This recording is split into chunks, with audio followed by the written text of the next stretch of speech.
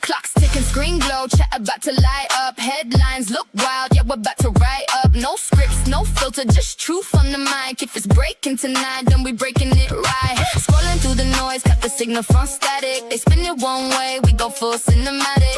Facts in the fire, yeah, we test what they say. If it don't make sense, we're tearing it away. Chat, pull up, yeah, I see you in the feed. Got the tea, got receipts, got everything you need. No safe takes here, no playing pretend. We say it how it is, yeah, we said what we said. Real news, real talk. Sevvy going live, no cap, no spin. Yeah, we cut through the lies. Mic check, truth check. Yeah, we locked inside. If it's trending right now, then we're breaking it wide. Tech chat, rolling fast, got opinions on blast. We don't follow the wave, we're ahead of the mass. So sit back, lean in, let the chaos begin. Starting soon scream, but we're about to lock in. Hot takes incoming, yeah, they might sting, but we back it with facts, not the headline fling. Everyone loud, but they saying the same. We ask one question and it breaks the whole frame. From gaming to culture to whatever's at stake. If they twist in the truth, we don't hesitate. Bring the clips, bring the quotes, bring the context too. We don't play telephone, we show it to you. Wait, did they really say that? Nah, run it back, check, clip that. We don't miss, we don't slack. Truth hits different when you see the full track. Real news.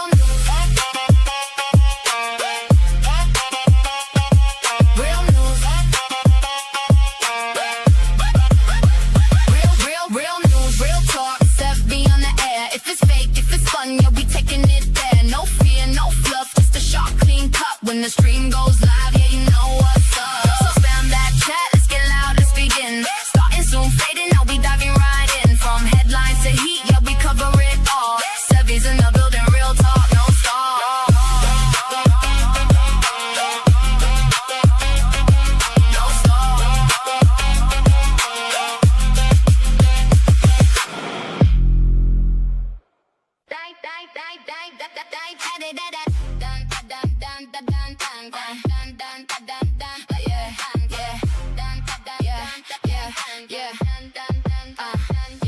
Clocks ticking, screen glow, chat about to light up. Headlines look wild, yeah, we're about to write up. No scripts, no filter, just truth on the mic. If it's breaking tonight, then we breaking it right. Scrolling through the noise, cut the signal from static. They spin it one way, we go full cinematic. Facts in the fire, yeah, we test what they say. If it don't make sense, we're tearing it away. Chat, pull up, yeah, I see you in the feed. Got the tea, got receipts, got everything you need. No safe takes here, no playing pretend. We say it how it is, yeah, we said what we said. Real news, real talk.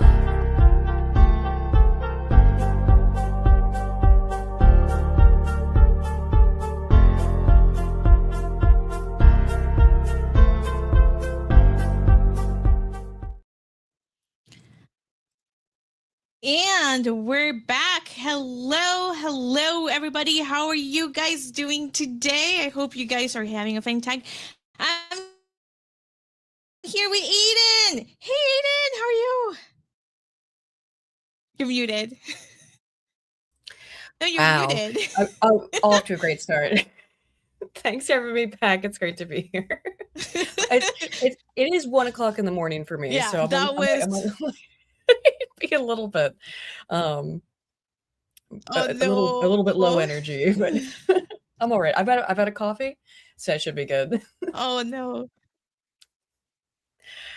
Okay, good. I got my Diet Coke. Wait, hold on. No, this is empty. Oh no, hold on. Okay, this one at least is kind of halfway there, so I'm good. But thank you for being here, Aydin. So I'm so glad that you were here. I know, like, I was watching all of this just blow up completely, and I thought, okay, I want to just nerd out about this, and who better to nerd out about this and prove people wrong than Aydin? Oh, thank you. The stuff with Pragmata is it's very bizarre to me. I think it does betray something kind of some of it I think is just vicious, nasty. People just don't want other people to have fun, which, you know, has been the case for a very long time, involving so many things that they don't want other people to have fun. And I think it's also a very anti-male sentiment in many ways. I do also think there's creepy weirdos out there who definitely exist and definitely get the wrong thing out of this. So both sides do have some valid points in that, probably. However, I think overwhelmingly it's a good thing if men find a game where they get to feel parental. I think that's positive for society, even if it's just in a totally simulated environment. Oh yeah, for sure.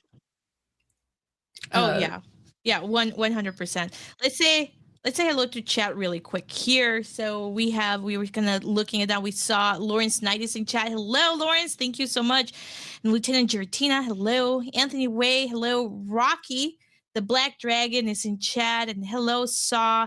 And then Leon came with a $20 super chat. Oh, look. 2 women get together to stream. And now they're late. Shocker. Well, thank you so much for the super chat, Leon. And hello, Caviteno. How are you? And hello, Cool Gamer. I see Caviteno also in Kick as well. So hello. Hello, the fourth wall guy. Hello. How are you? I think, and hello, Tree Bearer. Oh, how's it going, lads and ladies? Just subbed. Oh, thank you so much for the sub. And we got Matt Funcool in chat too. So I think it's going to be a really interesting discussion, and I think, in my opinion, so this is what's going on for people that don't know. Let me share my screen. So one of my many million tabs I have open. No feeling. I know, right? It's just, here we go. I found it. All right, so let me share the screen.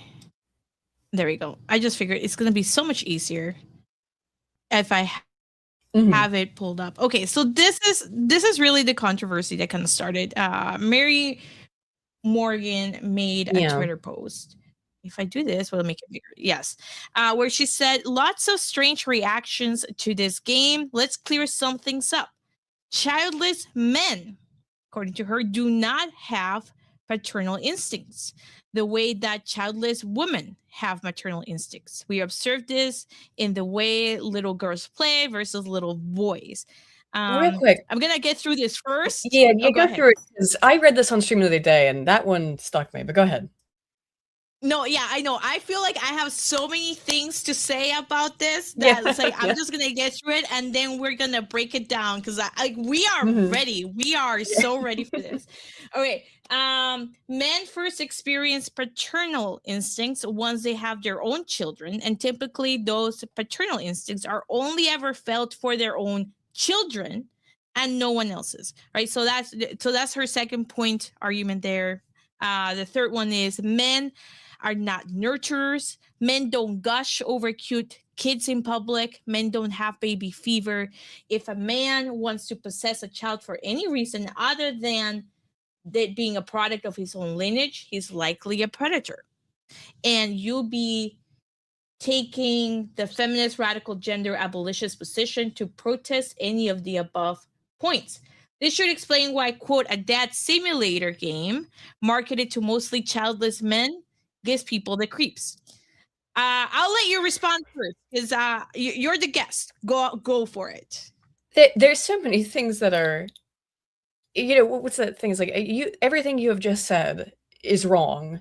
I mean, like maybe there's a little bit of truth to the, on some level, I don't know, that the predator stuff, but it's on some level in that there will be weirdos about anything in any media. Like, it doesn't matter what it is. There's some guy or woman, I guess, who's going to goon to it.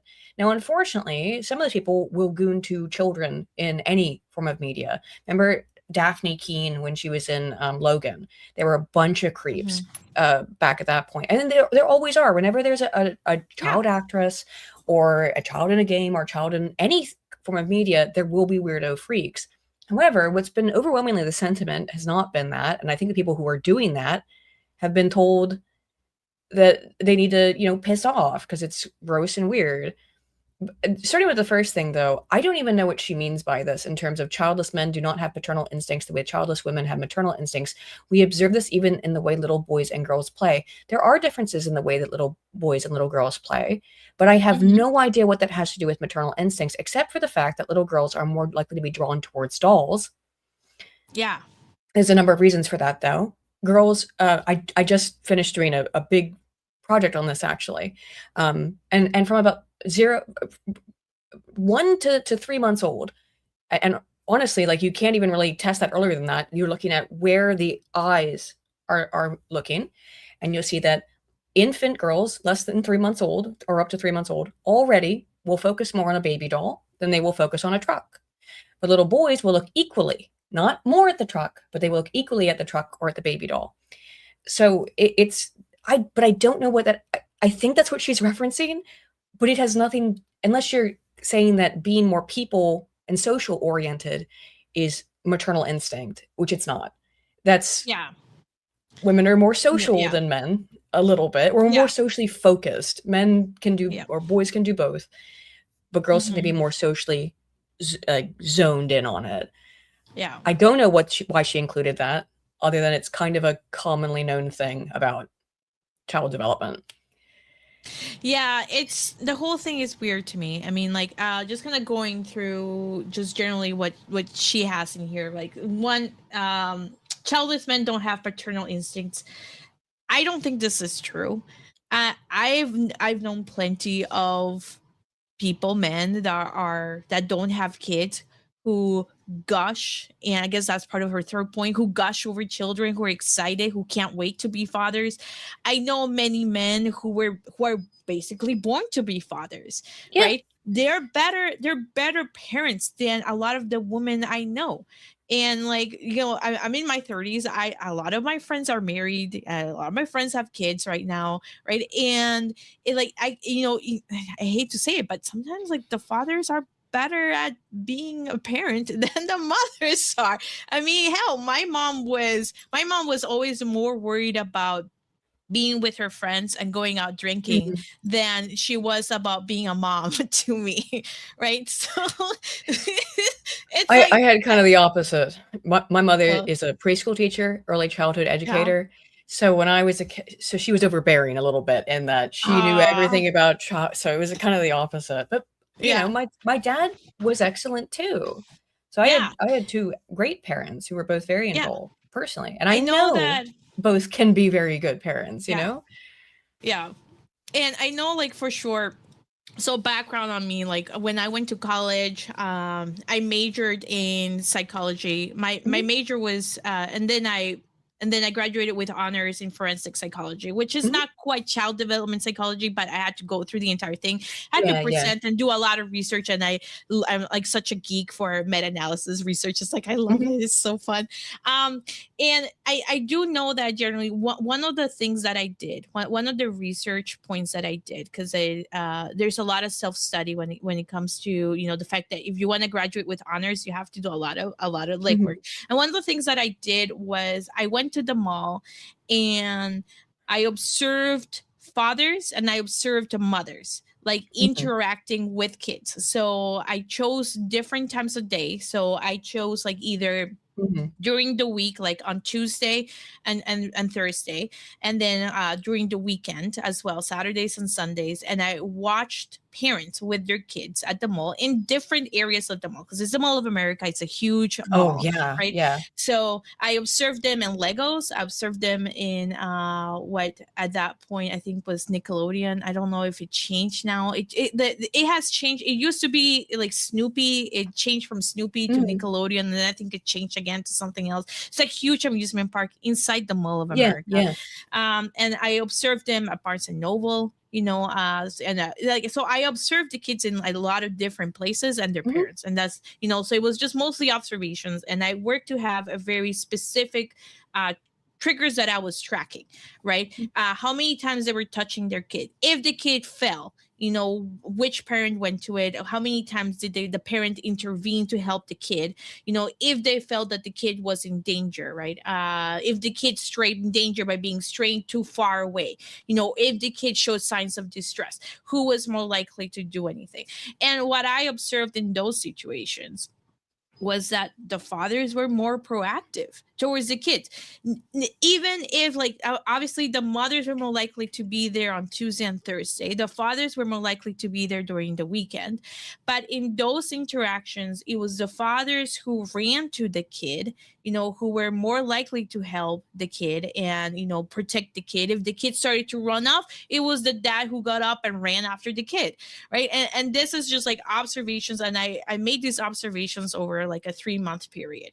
So, and then I did this entire presentation on it too, which it was just very nice and heartwarming to feel. So like, that's my experience in terms of this. So to see the comment that, because she of course went later to what's it called? Let me see, hold on.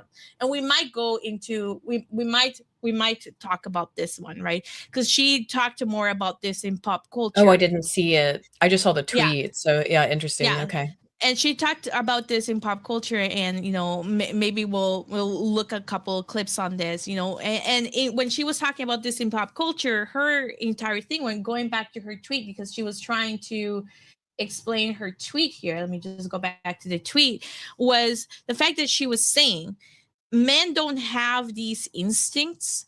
They only care to protect their own, like, reproduction, right? They only care for their own line, type of thing, and they don't really care about other kids whatsoever. She also made the argument that men tend to be more violent and they tend to do more harm, and because of that, she then made the assumption. And of course, while she was having all these discussions, she cited to no research, she cited to no observations other than just really vague generalized statements to say that men were more likely to be predatory to kids.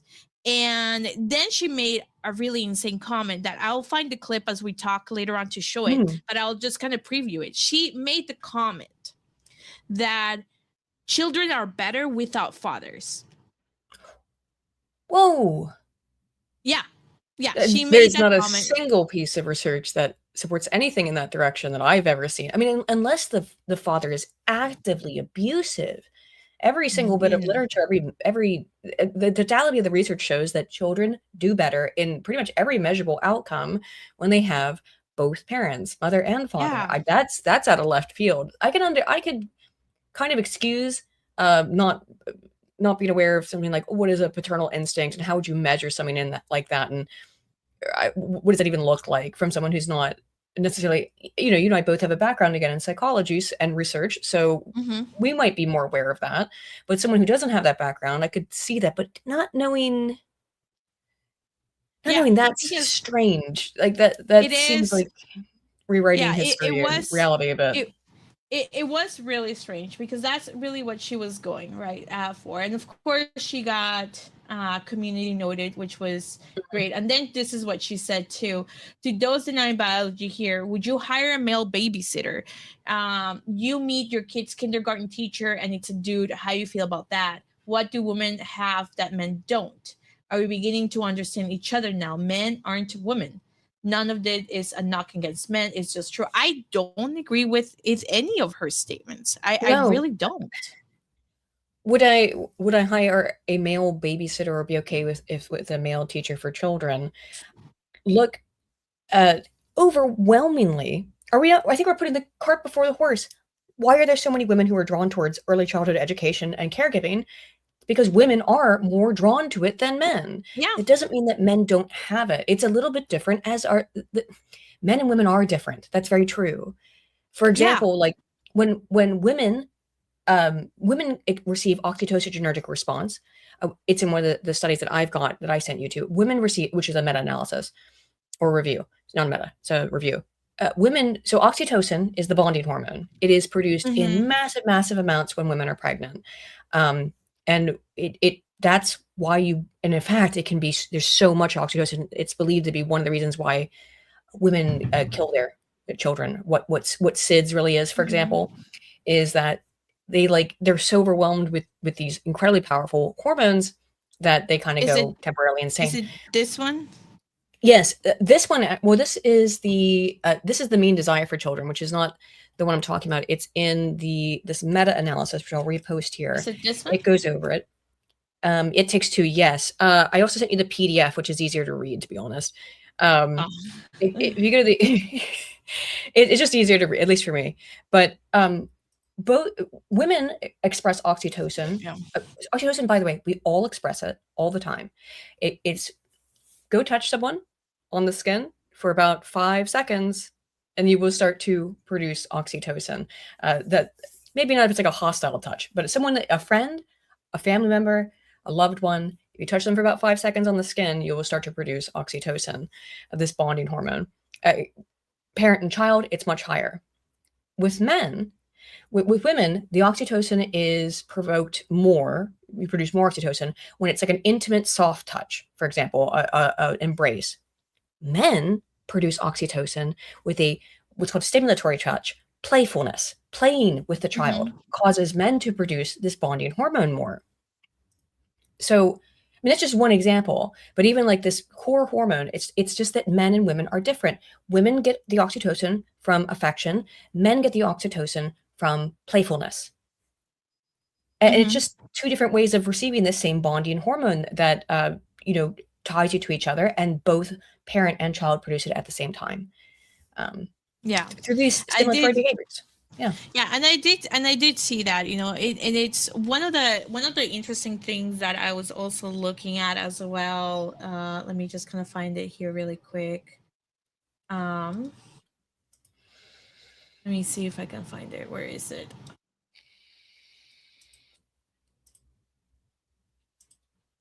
It's an MRI one. Is the MRI? Yes, it's this one. I think probably of the ones you sent me.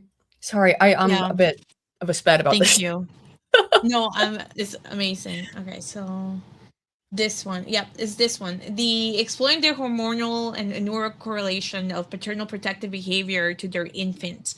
And one of the really cool thing about it, and I'm wondering if they have this part. This is really cool. One of the really cool things about this study, they looked at it looked at 77 males, and they tested their testosterone levels. They tested a lot of their levels before they sat at the MRI machine to kind of have a good sample on that. And then they showed them 6-second long videos. And they showed a lot of different videos. And then they put them in the MRI machine, so they could scan their brain as they were showing in the videos to kind of see like, how does your brain work? Because one of the things that this study was talking about is there's not a lot of research on fathers. We should do more research on fathers. There's a lot of research on mothers. We know a lot about mothers, but we know nothing about fathers. Let's figure this out.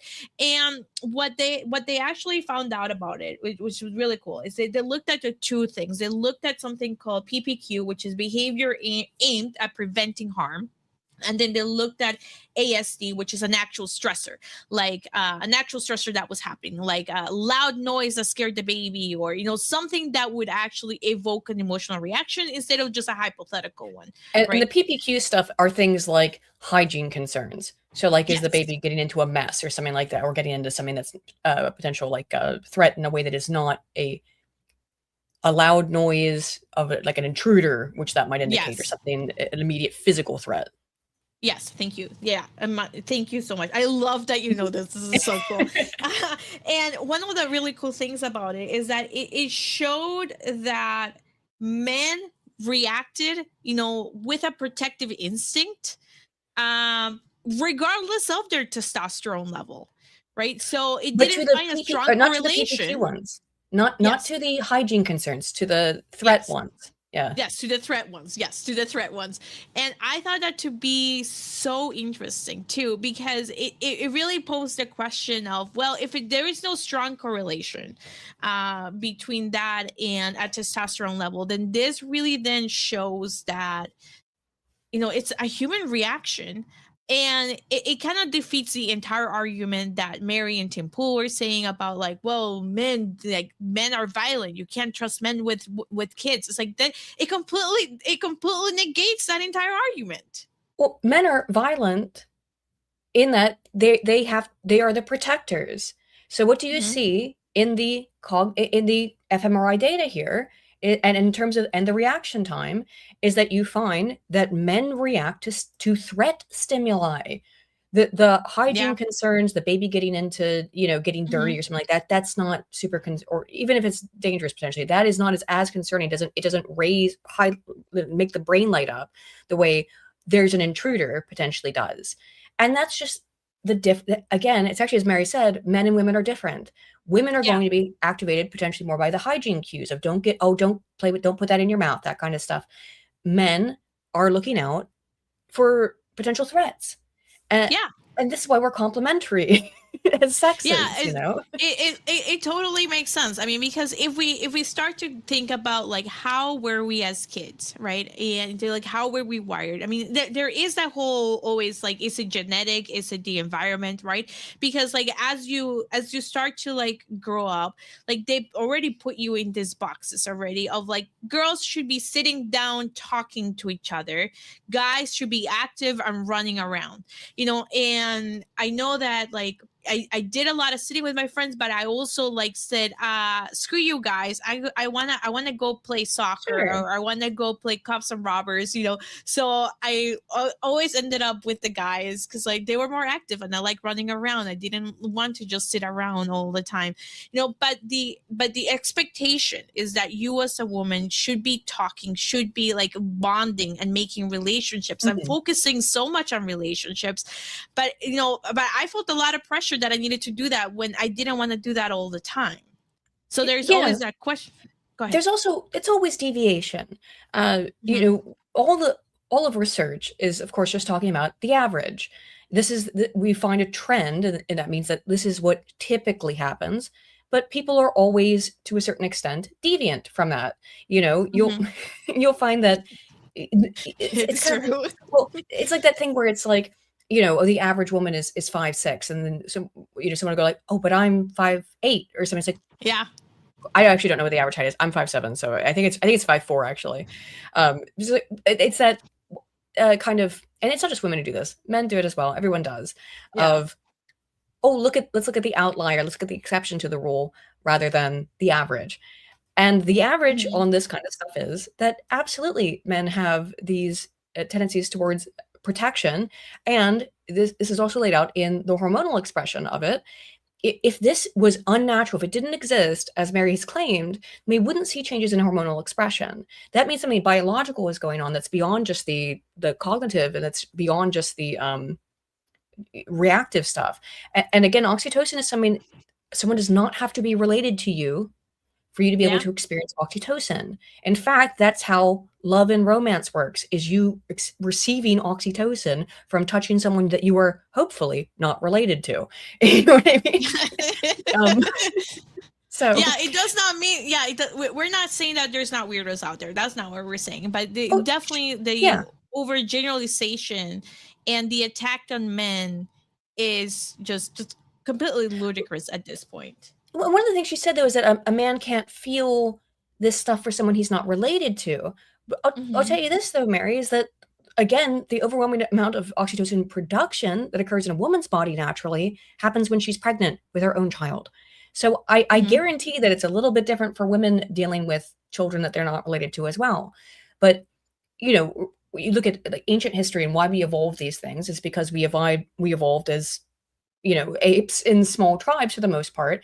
And as a soothing behavior, you find this in bonobo monkeys, who we're very closely related to, even more closely related than chimpanzees, is that they will engage in all kinds of physical touching behavior, including sex, as ways to reduce stress in the group.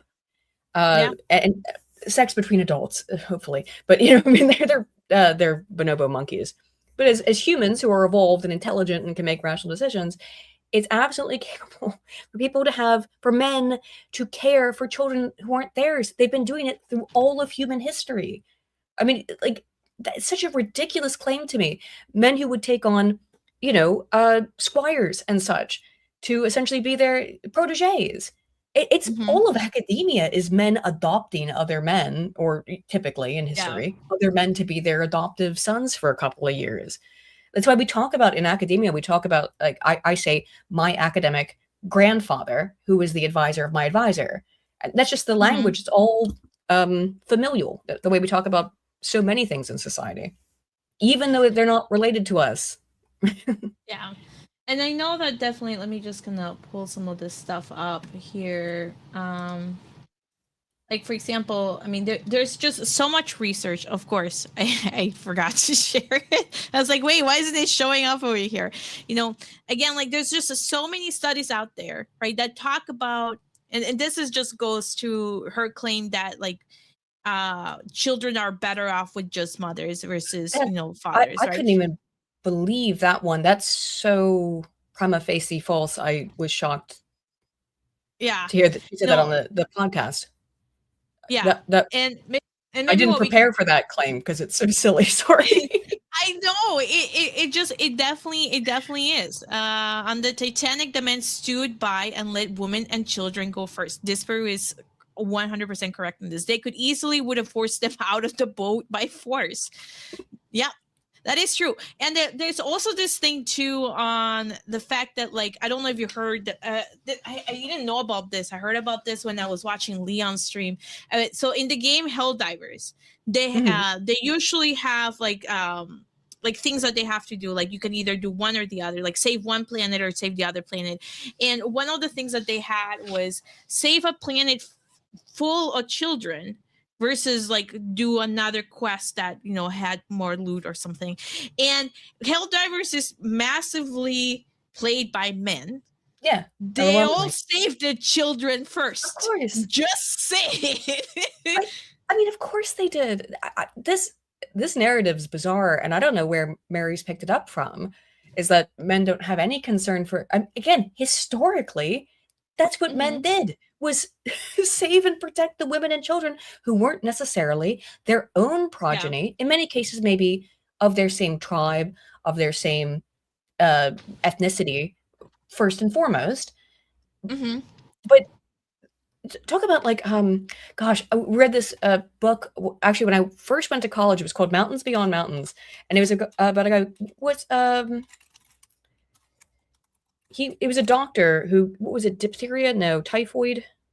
Um, what was this book? It's a doctor who tuberculosis. That was it. Which actually, Mm-hmm. yeah, that's hydroxychloroquine, I think. He just went around, and just a adult man who put his, just one guy who came to mind, put his life at Mm-hmm. risk to go save children all over the world. There's so many men throughout history, and women, who have done this, who've devoted their lives to helping the helpless, particularly children, because Yeah. children are innocent. So anyone who's kind of not evil, you know what I mean, Yeah. wants to protect and help children.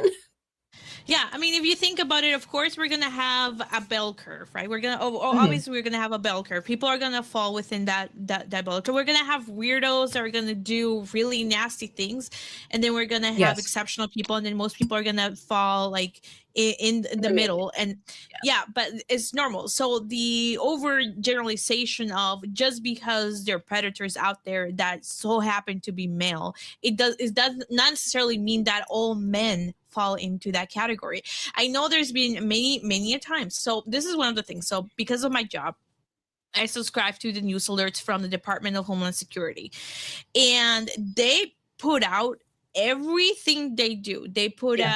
out when they file a lawsuit, when they get when they're making a case against somebody, when they get a settlement, right? So a lot of the stuff, is put out there, and because of that, because I have to follow it. Oh my camera is tracking me again. Because I have to follow it for work, because again, things that DHS might say will affect companies, and generally the decisions Right. that they have to make. So I have to be able to know exactly what's going on. A lot of the stuff they put out there is about them going after predators. There's a lot of stuff out there. And let me tell you, some of those predators are not just men. women are there all the time too. Oh, how many? Well, it's a total. It's a crazy thing is that when women do get caught doing this kind of horrible shit to children, they don't get in trouble. They get a fraction of the jail sentence if they get a jail sentence at all. And in fact, and then you get all the comments. If you talk about comments on the internet where people say, "Oh, I wish I had had a teacher who had predated on me," or it's just this kind of like whitewashing of it. When no, sexual predation of children is wrong, no matter who's doing it.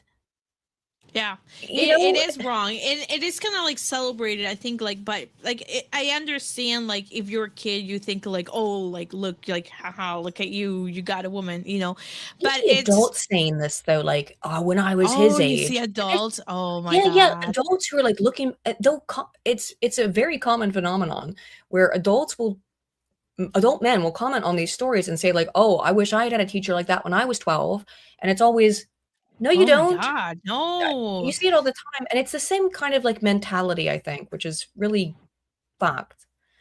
Yeah, when men say that, they think the same way women talk about 50 Shades. Probably. Because they always imagine, I guess, that it's going to be a hot teacher, and but even so, they'll try to romanticize it, and I think I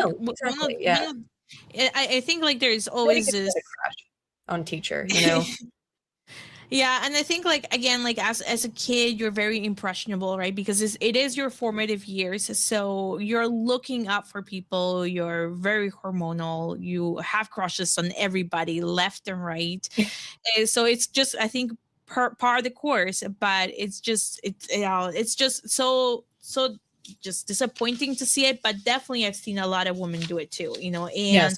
She also made let us just watch this and let me know when you want me to pause it. Yeah, sure. And I will pause it.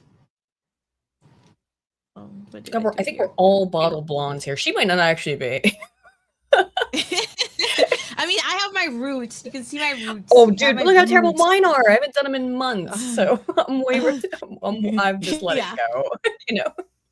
Let it go. Let it go.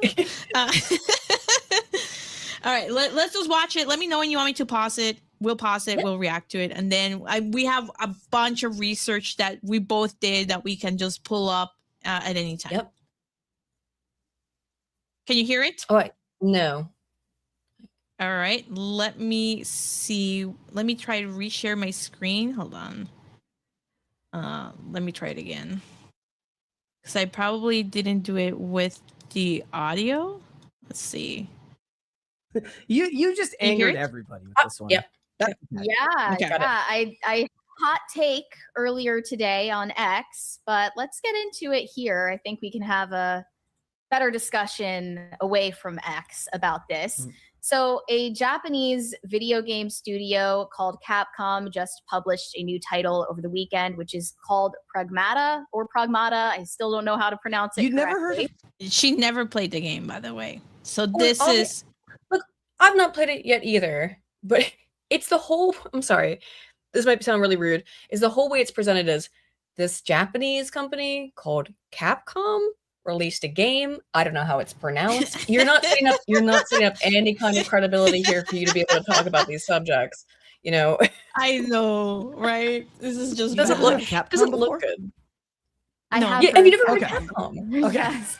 Okay, so she says that, but if you see her face, you see she's really nervous. She's like, "Of course, I've heard of it. Yeah, that Japanese company, ChatGPT. What can you tell me about Capcom right now?" And one of my favorite companies, personally, by the way. I mean, I can't. Let's not talk about Silent Hill. Rest in peace. But Resident Evil, Ace Attorney, Street Fighter. There's so many games from Capcom. Devil May Cry. Holy crap! There's so many games that I love from Capcom, and to see Capcom, which has not been in a great state. They've been getting better. DMC5, amazing. They've been getting better, releasing more bangers.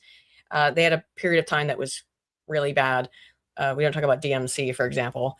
But they've been getting a lot better, and they haven't fallen victim to the kind of woke shit in the way that a lot of other they did that too early. They did it before it became super popular. Yeah. So it is strange though it just came off weird, all of that to me. Oh yeah, for sure. It's just that whole thing is just bananas. Oh, it gets better. Sorry, it's just like I watched this and I was so mad. This video motivated me to text Aydin. I think like at 1 a.m. I was like, Aydin, we need to do this. And I was getting ready to go to sleep, but I was like, yeah, sure, let's go. I'm just saying that in case someone else has it. Oh, wait, hold on. Set on a lunar sauces. She's 25 and is very religious. That's not an excuse because I'm a Catholic. I'm very religious, and I don't believe anything that she's saying. That's not an excuse. Like, you're an amazing mod, but being religious does not excuse her weird ass perspective.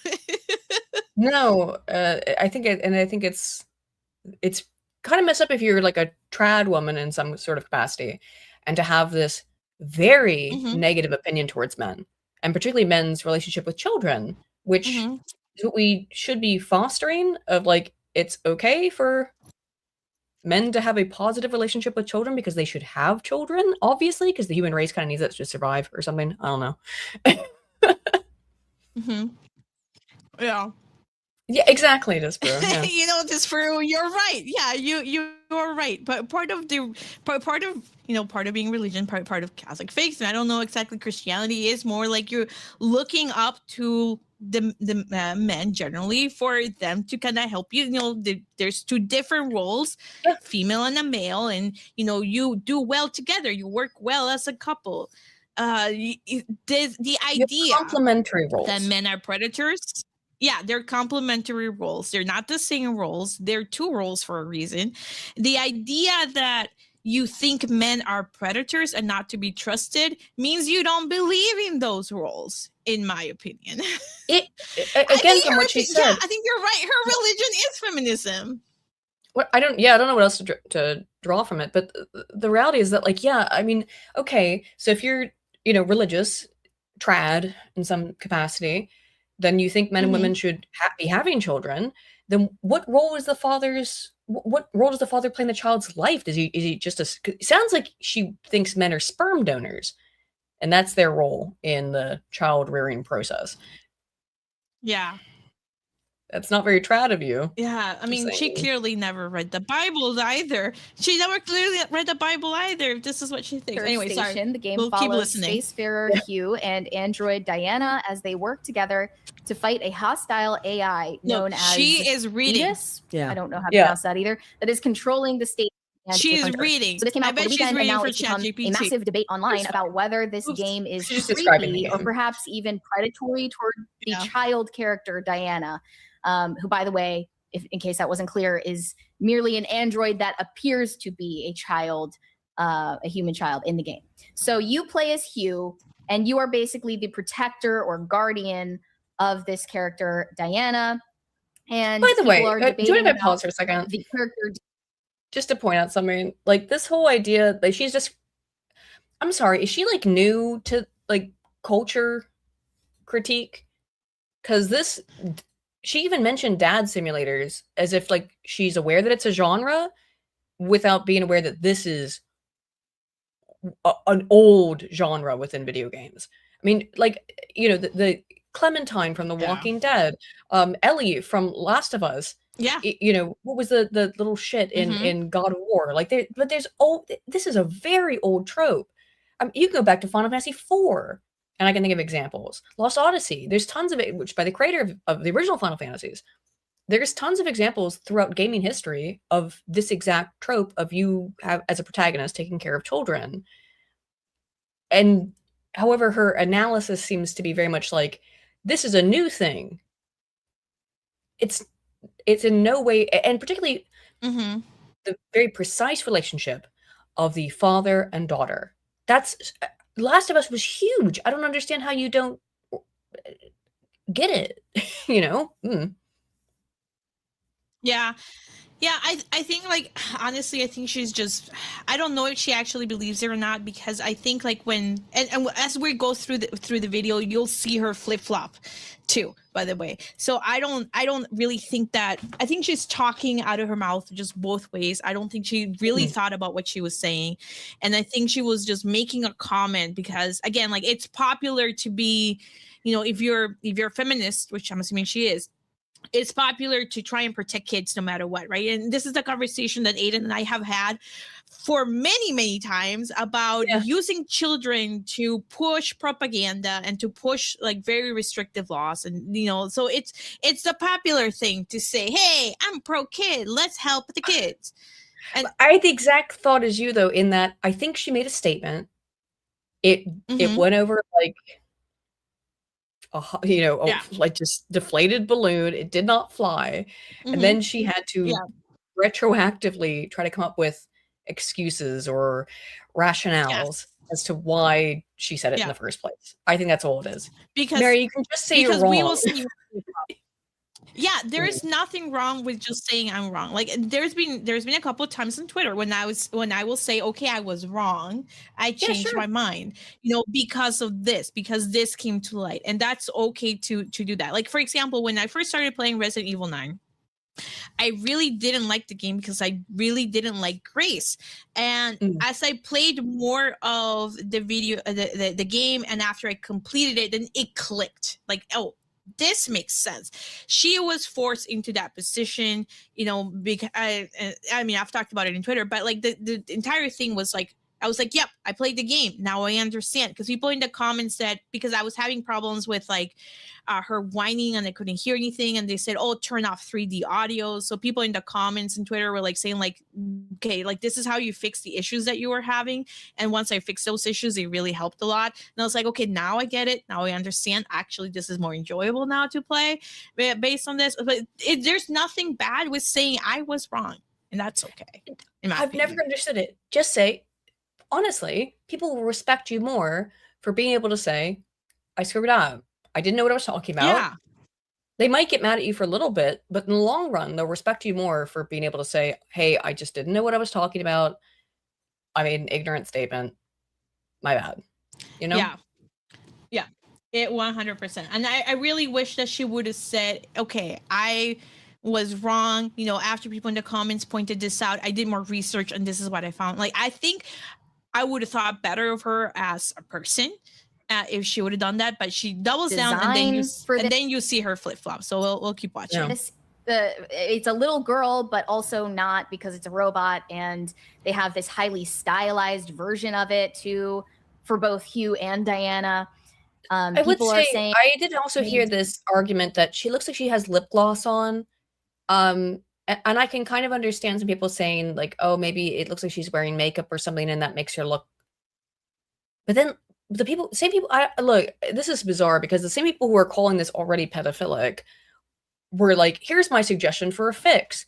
And then they said the AI image they created made her look more like a toddler. And I was like, you think this game is for pedophiles, and so you want to make her look more like a realistic toddler? I'm not sure if that helps.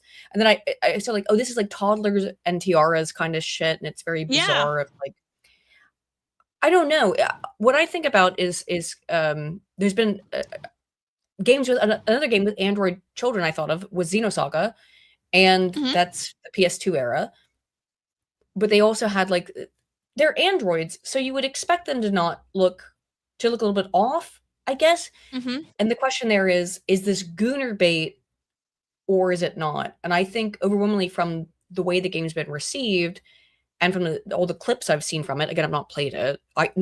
Nobody's played this yet, which it just came out, so it's kind of funny that there's all this commentary about it. Is that it doesn't seem as if the way that the character acts is in like some kind of weird sexual way. She acts like a child. So if she acts like a child. So even if she maybe looks a little bit weird, a little bit too perfect or something as an android, if she acts as a child, then why is it creepy? I'm not exactly I don't get it. Maybe I'm missing something. But no, you're not. I mean, what they're referring to it is they're saying she has really long hair and she has a lot of hair. It's like, that was me as a kid. Like generally, Me too. and I've talked about this before too, is like I have a lot of hair. I have really, really long hair. I don't know if it's very noticeable. If you see me in real life, you will know I have a lot of hair, and my hair is really, really thick. I remember like in biology, our teacher had us put our hair like under a microscope and then compare it, because we had a lot of stuff where we would compare like how much hair we had, like how our eyebrows were compared to other people, how our eyes work to other people. So like it was really fun to do. And one of the things that we did was we were comparing our hair follicles under a microscope, and everybody's hair was like this. Mine was like this big, you know. And I have a full head of hair, you know, and a lot of hair, and it's really long. So my hair, like, I don't really get a lot of split ends. Like my hair is like really, really long. Like yeah, I do. Really long, you know. So it's way longer than mine. Because I've been growing mine out, but it's only, that's like 5 years at this point of growing it out. Oh my God, I can't. that's 5 years. Oh yeah, my hair grows fast. So when I was 4 years old, my parents have like pictures of me and my sister, and my hair is down to my butt. You know, it's like, so when like part of what they're like saying is, yeah, a little and kid. like what they're saying is. Yeah, and like what they're saying is like, well, Diana has really long hair and she's supposed to be 7 years old. No kid has hair that long. And I was like, excuse me. Do. Yeah, they do. I did. Yeah, when I was 7, my hair was down past my butt. I don't know, like, I mean, just that I got made fun of a little bit for it. But you know, well, me too. But I would always braid my hair, so I was like, I learned how to braid my hair. Yeah. I loved having long hair. Like, okay, so this is like a funny story, like not related to this at all, but I have to say it because this is how obsessed I am with my hair. If you don't know, generally, you might know. So generally, in Catholicism, you have godparents, which might not be the same for you or your siblings. And so I had my different godparents. My sister had her different godparents, and then her godparents came to visit her for her birthday. Generally, when my godparents came, they brought presents for me and then for my sister. Her godparents did not do that. Okay, they were mean. They were mean people. Yeah. Oh no. Yeah. So they come in. They come in and they're like, I'm sitting there, I'm being nice, I'm being polite, and they're like complimenting my sister's hair, and they look at me and they look at her and they're like, oh, your hair is so pretty, and then they'll just give me this glance. I was like, really like I took that as a slight. So then after they left, I told my sister, hey, let's play hairdresser. I have an idea. I cut her hair. I cut off hair, chopped it all off. No. I got into so much trouble. Yeah. That was the only time that my mom punished me by having short hair. That was the only time I had short hair. Yeah, I mean, that's the appropriate punishment back. If you're gonna, I mean, like kids, but like kids do what kids do. Kids do what kids do. Yeah. But there you go. That is the appropriate punishment. If you're gonna do it to your sister, you gotta have it done back to you. Yeah.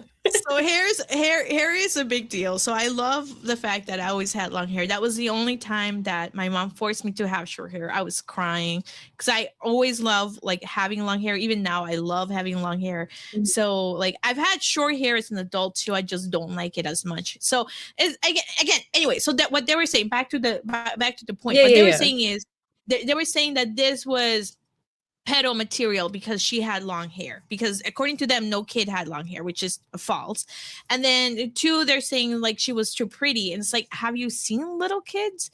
Like, I'm not saying every single kid out there is too pretty, but there's like a variation.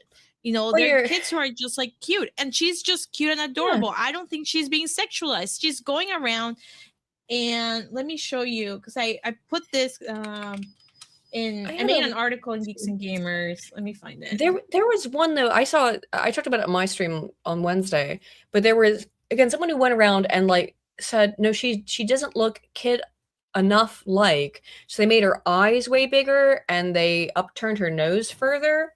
And again, I was thinking, if you're already worried this game is pedo bait, why would you try to make her look like a toddler? That seems for it's an android too. I'm not saying this is not an excuse of like, it's a 5,000-year-old dragon or something. It's like, it makes sense why she doesn't look like a normal child, I think. Yeah. I think it makes sense. So I did play this game because I've enjoyed it. I've been playing it offline because I'm trying to get through playing Mouse PI online. So I've been playing Pragmata offline, and you know, she looks pretty normal. And some of these are screen captures from me playing the game, including this one. Hold on, this one. This is how I play her. So this is the costume I have for her. It's just so adorably cute. And then he has like the little cat ears. Oh, that's so cute. Yeah. You know, but the point is like how she dresses.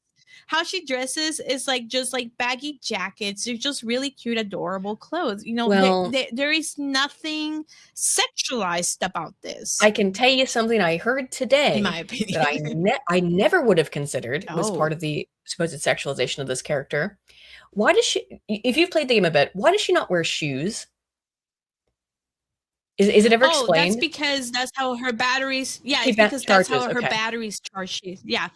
So on the floor in the thing, there's areas where she just that's how her recharges her batteries.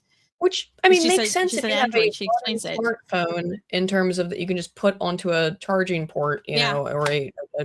However, the claim I heard about it today from Josh Moon, the owner of Kiwi Farms, was that it's weird feet fetish stuff for her to not wear shoes. Because I was looking even in your costume and I noticed that she doesn't have shoes on in that either. I think that's a stretch. Maybe there's somebody weird at Capcom who's got a strange foot fetish and they wanted to put that in there with the child character. But I think it's a stretch. I'm not seeing it. I am not seeing it. Maybe it exists. A stretch. I'm not. Yeah. I don't see it either. And besides, like, their feet are so small, you don't really even notice it, honestly. But basically, you go through these areas where you heal. Yeah, that you go through these areas where your character, where Hugh heals, like all of his thing heals, and then she charges. So yeah, it's really not that weird. You know, I hate to say it, but yeah.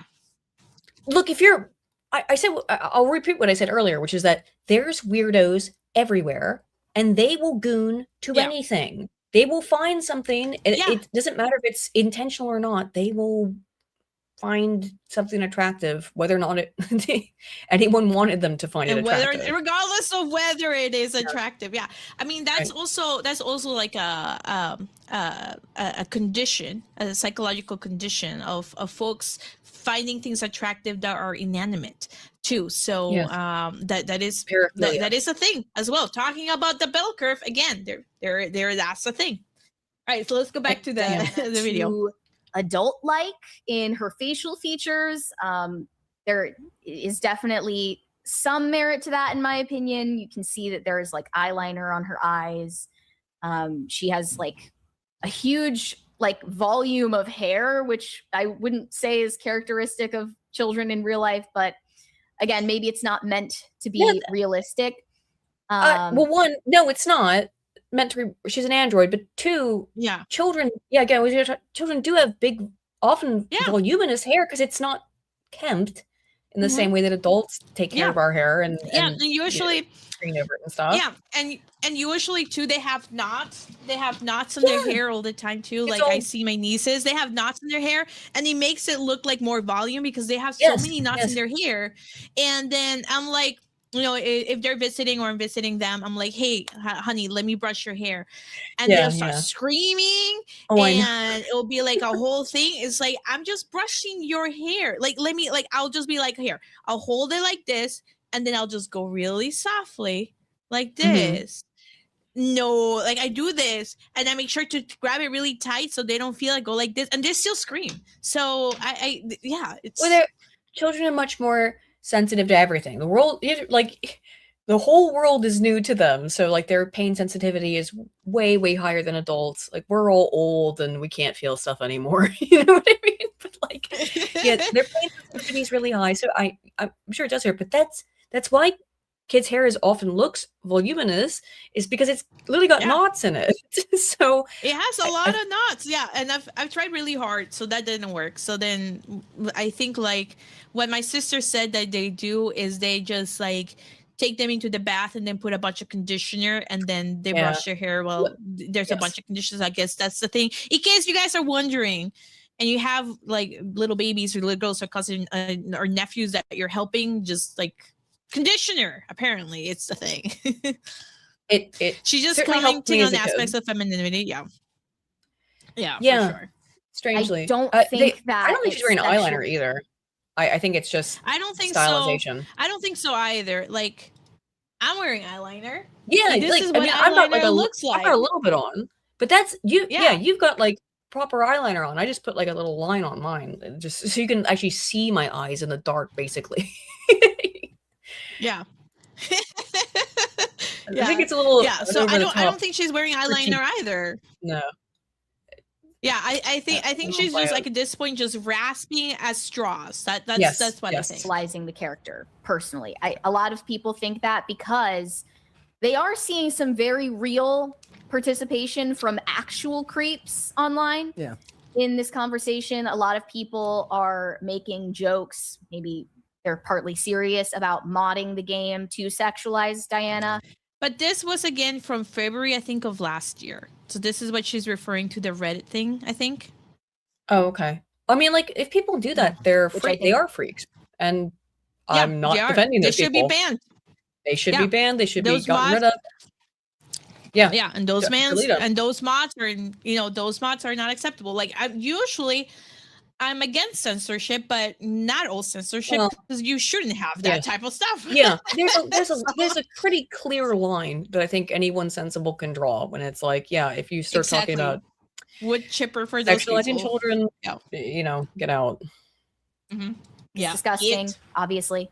And there's definitely, I haven't seen it myself, but people have said they have seen some sexualized, explicit illustrations of this character already making the rounds on Reddit and other forums that have been banned.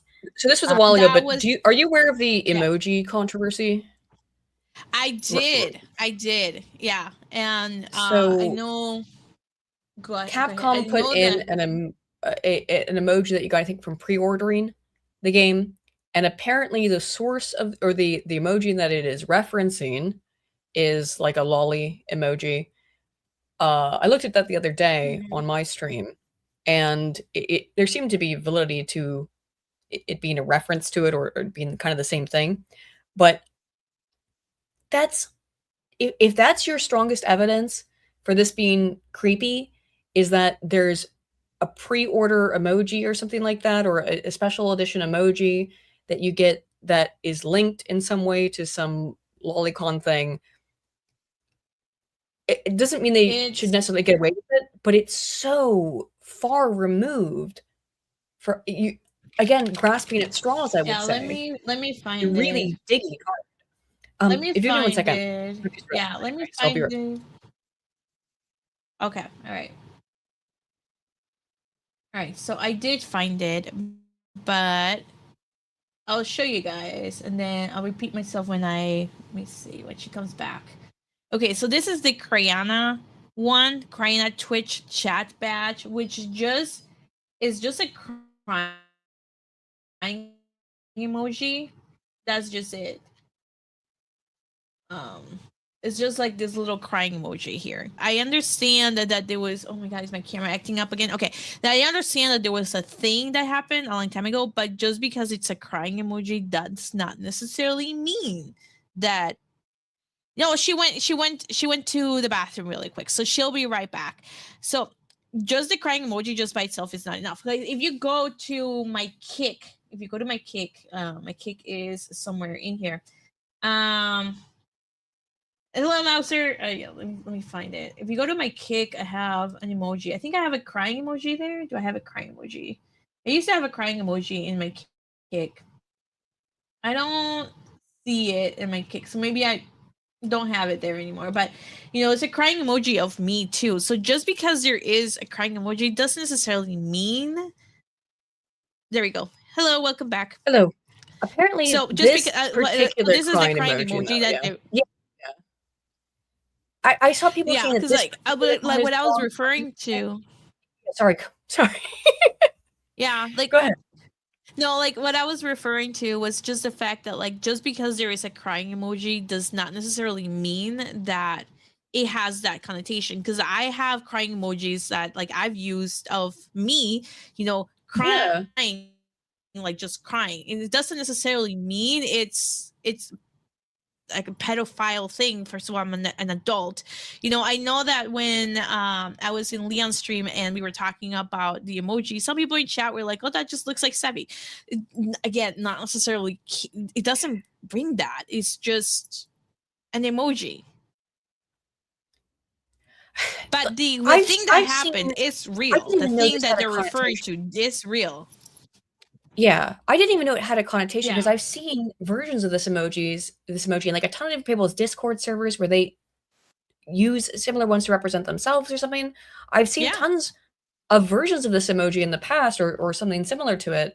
So I have I didn't know that it had that kind of potential connotation whatsoever. And at some point, you talk about the ship of Theseus. Sort of, has this emoji been so removed from wherever it began? Hello, Arden. Has this emoji become so removed from wherever it is that it's not, whatever connotation it did have maybe at one point is completely vacant now? I didn't know it had that connotation at all. Like I said, I've seen tons of people use it. Or the same template. And I just saw 2 super chats that I missed, so I apologize for that. EHEF, or I think it's Ejefe, for $10. When I moved, a 10-year-old girl beside me helped with her mom's permissions. First thing I did was remove the firing pins from my pews. No safe yet. I'm led by the inconvenience. Thank you so much for the super chat. And then EHEF, or I think it's Hefe. I think he goes by Hefe. $5 super chat. Parental instinct shows up in weird and random ways. Yes, it does. Yes, and what this person said is correct. Twitch channels have emojis for every emotion, so viewers can join with whatever happens with gaming. Yeah. And that's the thing too. Like I have a lot of crying emojis too. I have like laughing emojis. I have like spray can emojis. I have like emojis with dollars signs. I have all types. I have an emoji with me like raging because I'm so mad at something.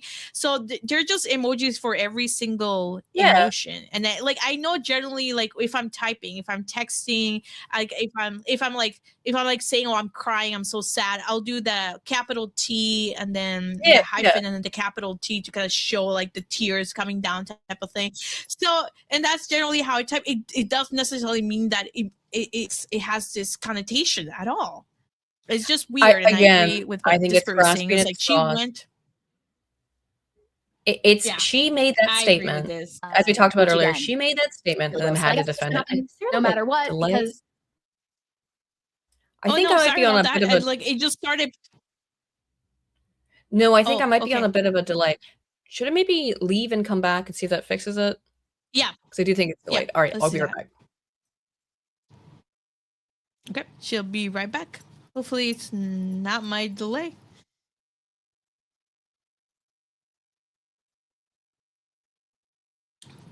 All right. And she'll be, it is, what do you mean Diet Coke? One of the time? There we go. Hello. Sorry about that. I think, let's see if it works now. Can you hear me in real time? Yeah, I can hear you okay. Okay, hopefully it's a bit better now. Yeah. Arden Party with a $5 Canadian, I think. As a boy who played with dolls that Mary, what's her name, opinion about men's paternal instincts depending on their own fatherhood offended me to no end. Yep. I agree with that statement. Yep. Oh, you had a member message before the $10 super chat. I will look for it. So is that the one where you said I'll follow it. Oh my god, I'm so sorry. I have to scroll. Oh, is it this one? Because I did read it. So it says, hi to two beautiful ladies. I love the song and your thumbnail. And I subscribe to Aydin. Well, thank you so much for doing that. Oh, right. Thank you. I think that's it. Yeah, go ahead and ask. All right, so let's keep there are listening. creeps everywhere online, and they're going to do what they're going to do. But as far as the game studio is concerned, there's now a theory that this game is a subtle ploy to increase the birth rates in both Japan and in the West by encouraging the person playing to activate their paternal instincts. One response that's kind of a to meme. this game said that it is, what did they say? Let me read this in their words. Okay. It is secretly Japan's clever plan to fight their birth rate crisis. That's a joke. I know, right? I mean, I can't take her seriously. I can't even take her seriously anymore. I mean, like Shinzo Abe, you know, the Japan's former PM who was killed. He did make statements about, like, you know, wanting to raise the Japanese birth rate because it's abysmal, to be fair. Yeah, it's not going well for them. It's not going well for most of the West. But you know, Shinzo Abe, before he died, he did talk a lot about that before he was assassinated. Excuse me.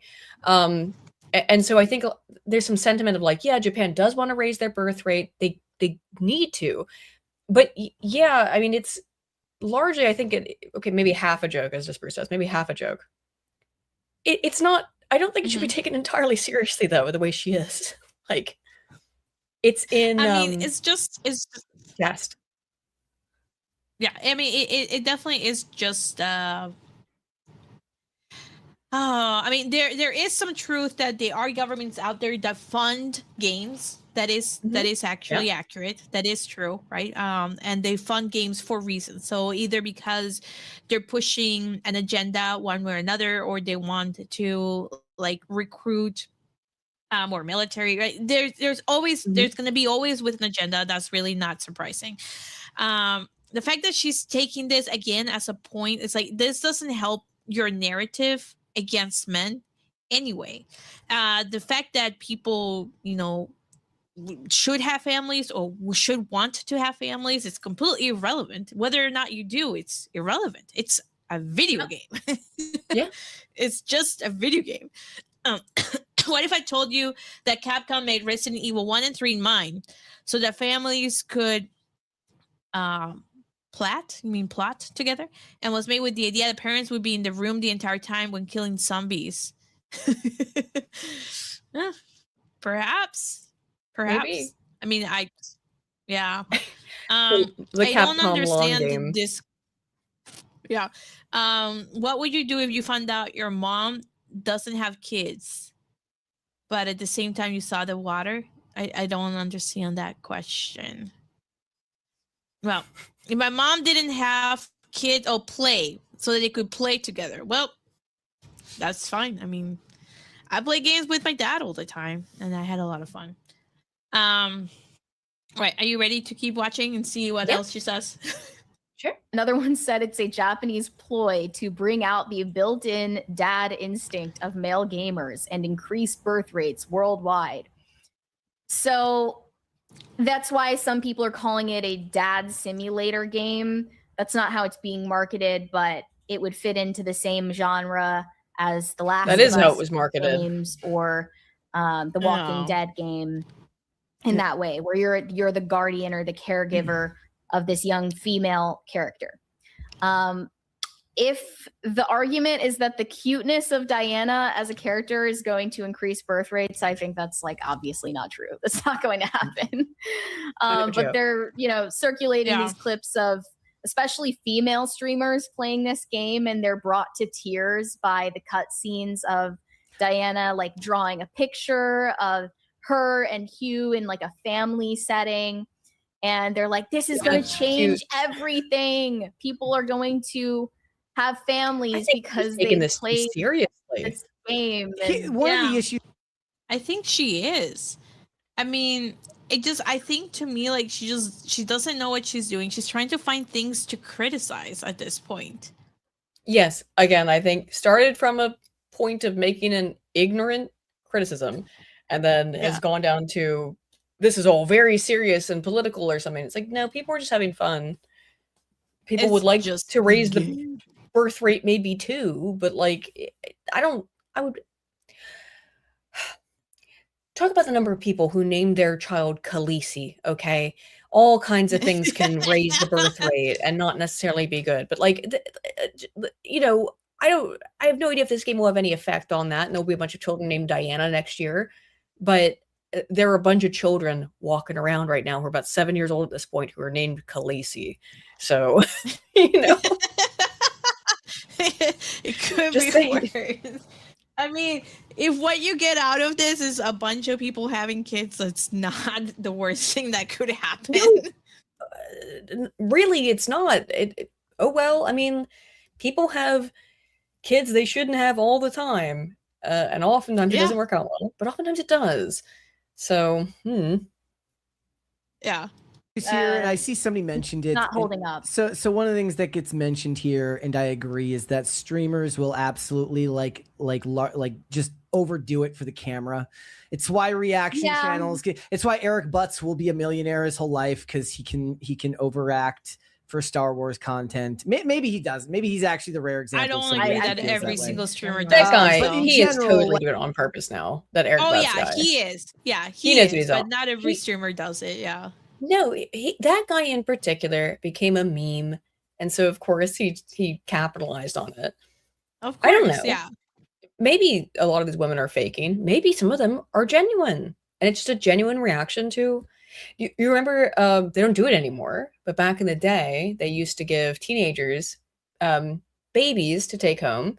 And it was like a home ec sort of a science project where it's like, you have to take care of this baby for a week. And if it got tilted too far or was jostled too much or you know, it would cry and then you get a failing grade or something on it. That was this thing they used to do so that people would have teenagers would have a kind of experience with taking care of a child with the presumption that in the next couple of years, they would be doing that. Right. Mm-hmm. I know in my school we did it, but with an egg. It was just an egg. Yeah. So we were assigned partners, and then we were like, "Congratulations! Now you're the mom, and now you're the dad." And we just did it with an egg. Well, I didn't even get to do the egg thing. I had none of that in school. Well, I went to a weird gay art school, so that's probably why. But I mean, there's a lot of gay people there. It's art school, so. However, that's why they used to do all that kind of stuff, though, is it like give you a facsimile of what it's like to care for something so that you, again, under the presumption that, hey, you're 17 or 18, in the next couple of years, you will be doing that in real life with a real person. Yeah. And it's curious, I think, that a lot of those things have stopped happening in education. Yeah. Even the egg. True. Like there is a percent. Oh, yep, I'm gonna hit play. Of people who do reaction content where it's like, whoa, it's like Frank Castle comes back to Marvel for the 50th time with John Byrne, like, there's an aspect of it being played up here, perhaps. I just want to address this because I don't think it's totally unreasonable for people to get creepy vibes. Not because it's sexual in any way, but because this is a game that's primarily being marketed and sold to men who don't have children. As all video games are. And I know, that's what I was going to say. Most gamers are men. Most gamers are men. I know I did a video on this and I looked at the research for that statistic that said, oh, gamers are 50% like male and almost 50% women. How many gamers were mobile gamers, meaning they play? Yes, I know. That's what made me laugh. I was so the gem mad. game. Yeah, and Candy Crush. Candy Crush. Yeah. And I remember, I remember, exactly. And I remember being like, "Hey guys, my mom is a real gamer now because she plays Candy Crush." You know what I mean? And like, because you look through the statistics that they were showing, right? And you had to really dig around to see the population size, who they asked, and the fact that they gave these people money to to be part of it. Well, actually, I think you have to be part of a subscription to be able to vote on this and be part of the study. Because it was a curated list of people. I don't remember I remember the data, but I don't remember the methodology. Being paid for participation is that's par for the course. Almost every study will pay you, must end up paying participants for participation, or they won't do it, even if it's like 50 cents. Yeah.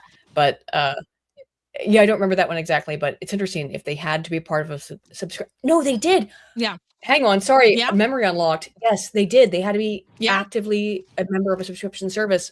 So it didn't matter if it was like PlayStation Plus or Xbox Live or whatever. I remember that. Yeah, they did. Correct. So it was like, yeah, okay. That is a warped sample there on multiple levels. Yeah, it is. Yeah. So because I thought, okay, because what would make sense is say, for example, you do a poll in different sites or something, and you open it up to the public, and then you find out by word of mouth what your gaming habits are. That would be much better than having a very curated sample of people who fall into that category. And then when you really boil down to it, the 49% of women that were gamers were playing games on their phones. So I remember making a video on this and just going through the actual hard data to really boil it down, because I was like, most of the gamers I know are men. Where is this woman coming from? Well, they play The Sims and games. You know, I mean, like that's yeah. And women tend to play different games. Yes. Yeah, and women generally tend to play different games than men do. So like I will play I will play Call of Duty, I will play Resident Evil, I will play mini games, but I will also play Pokopia and Animal Crossing, and Hello Kitty games. So I will play those games, but I mean obviously I'm not gonna play phone games on my phone or my iPad like my mom does. But a lot of the games that they reported, the females reported playing were games like Candy Crush or puzzle games on their phone, which is very different when they're saying, well, when they're trying to sell and they're trying to say this is the population that you should appeal to. Yeah, it's very very different. I mean, I remember I was in grad school when that statistic came out, and in the game studies division. So I was literally in game studies when that statistic came out and was being circulated everywhere. It was like 2012 or something. And I remember we just looked at the data collection, and my advisor and his wife and I all just went, oh God, like this is going to ruin things for us.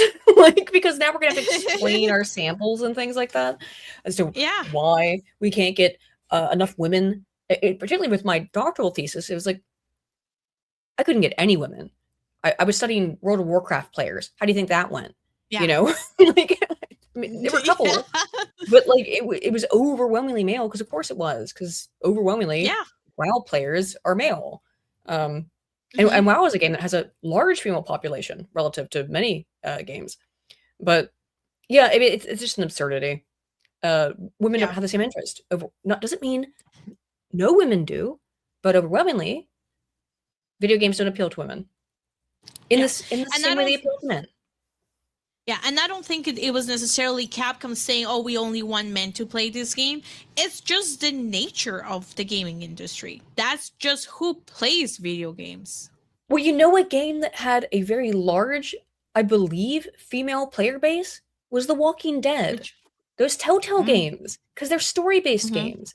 And the prime example of the dad simulator is The Walking Dead. Those games where you take care of Clementine. So it's very, because I think those games did have a very large female population in terms of player base. So again, this idea of dad simulator means that only men can play it and enjoy being a dad is bizarre. I love the Nier games, or the original Nier game, and Automata, but particularly in the original Nier, that's a dad simulator as well, I would say. There's tons of these games. Thank you for the raid, too. Yeah. Yeah, no, that is true. And I mean, there's definitely more, there's different things that will appeal more to women than appeal to men. And it's just so happens, again, like women tend to be doing more different things. They try to do things more socially. Men are okay just sitting on their chair playing a video game and not all women are like that. Like, I will play here and then like just be by myself and just be concentrating on the game. But a lot of women are like, yep, I don't want to do that. I want to call my friend. I want to go out. I want to walk around, right? It's just very, very different. Both are fine and normal enough. So, but just, you know, one's more common than the other. Yes, exactly. All right, let's keep listening. And what does that? This is my hot take, actually. I'll just read it so we don't have to allude to it all the time. So I said, childless men do not have paternal instincts the way that childless women have maternal instincts. We observe this even in the way little girls play versus little boys. So I'm referring to little girls displaying maternal instincts in the way that they play with baby dolls. Even from birth, you can detect that female babies make more eye contact than male babies. This has nothing to do with maternal instinct. It's just ingrained in us biologically. This is a complete misunderstanding. Go for it. I literally just did a bunch of research on this. This is a complete misunderstanding. It is related to maternal instinct in later adult life, but you're talking about these studies are done in babies, like I said, as young as newborn infants, 0 months old, up to 3 months old. You can find this difference in attention, in eye movement. That's not maternal instinct in a 2-month-old infant. You know, that is something else entirely. It's just a difference in spatial cognitive processing, is what it specifically is. Men and women, males and females, process things in space differently. And part of that is what they are drawn to. Why are women bad at directions? Why are women bad at finding their way, right? As a meme, as a trope. We quite literally are. It's because women are far more likely to use a route strategy where we rely on landmarks and go like, oh, go turn left at the tree. Men use cardinal directions. And they go, okay, go north 50 paces. This is something that's been observed for a very long time. It's just differences in the brain. And there's nothing wrong with it, but there's also nothing to do with maternal instinct in a 2-month-old infant who looks at a doll more than she looks at a picture of a car or a train or a tractor. That's not maternal. That's gray matter. It's literally gray matter and hormonal in utero exposure. Women who have girls who are born with who have a twin, a male twin, are far more better at spatial cognition problems than girls who have a female twin or have no twin. And that's because of in utero testosterone exposure. So much of this has to do with hormones, and it's just they're differences. It has nothing to do with maternal instinct, though. That's bizarre. In an infant or in a child, that makes no sense to even say. So that part of her whole post also weirded me out because I couldn't understand it. Yeah. And then plus, I mean, they're babies. I mean, their cognitive function is limited. I don't think they're going to be able to understand the concept, right? Because it's a very interesting concept. It's a very complicated concept. Yeah. Yes. It's just recognizing faces, which girls do better than boys. Exactly. And this actually did happen to me, by the way. I was trying to get to this conference a couple days ago this week, and I put it in my GPS, and I ended up in the wrong building. And I was like, all right, this is not it. So I guess, like, again, no directions. I had no idea. I just went to the big building. That was not it. So I went to the next building next door because I thought that was it. That was also not it. So I was like, all right, I'm going to look at the actual like directions and actually pull up the number and then pull up the picture to make sure I could go to the right place. And then after I did that, I figured it out. Sevvy, I could do you one up. Because I went to the wrong. I was supposed to go. I spent a month in England last month. I was supposed to go to an airport. I was supposed to go to London Gatwick. Instead, I went to the totally wrong airport. I just went to the wrong airport, missed my flight, and was like, "Well, I guess I'm not getting on the plane today." Like, I could see that. No reason to mix that up. I was just like, it's this airport. Clearly, it wasn't. This firm so it discovers reading addresses and tactics. Like, you're not wrong. At that point, I was on the phone talking to Leon, and he was laughing his ass off. He's like, why don't you just look at the actress? I was like, I can't find this stupid building. The struggle is real, okay? But I mean, that's real. If you ever wondered why women are not good at directions, this is why. Or I know at some point, like, there's been video games where I played, and then people say go north, or they'll say go west. I was like, and I have said, which way is west, right or left? Like, where do I go? that's route versus cardinal. Or Euclidean is the term. So route versus Euclidean. Men are more likely to think in Euclidean directionality. Women think in this route, like at the landmark, left or right. Yeah, it's just differences in processing. It doesn't. Well, one is worse than the other. Our route processing is worse than Euclidean, but they're just different. And it's because, guess what? Women didn't have to go around hunting mammoths, like tens of thousands of years ago, and figure out how to track down a wandering, herd of animals and figure out how to throw a spear at them that would hit. We didn't have to do that, so we didn't evolve to do it. It's not really that complicated.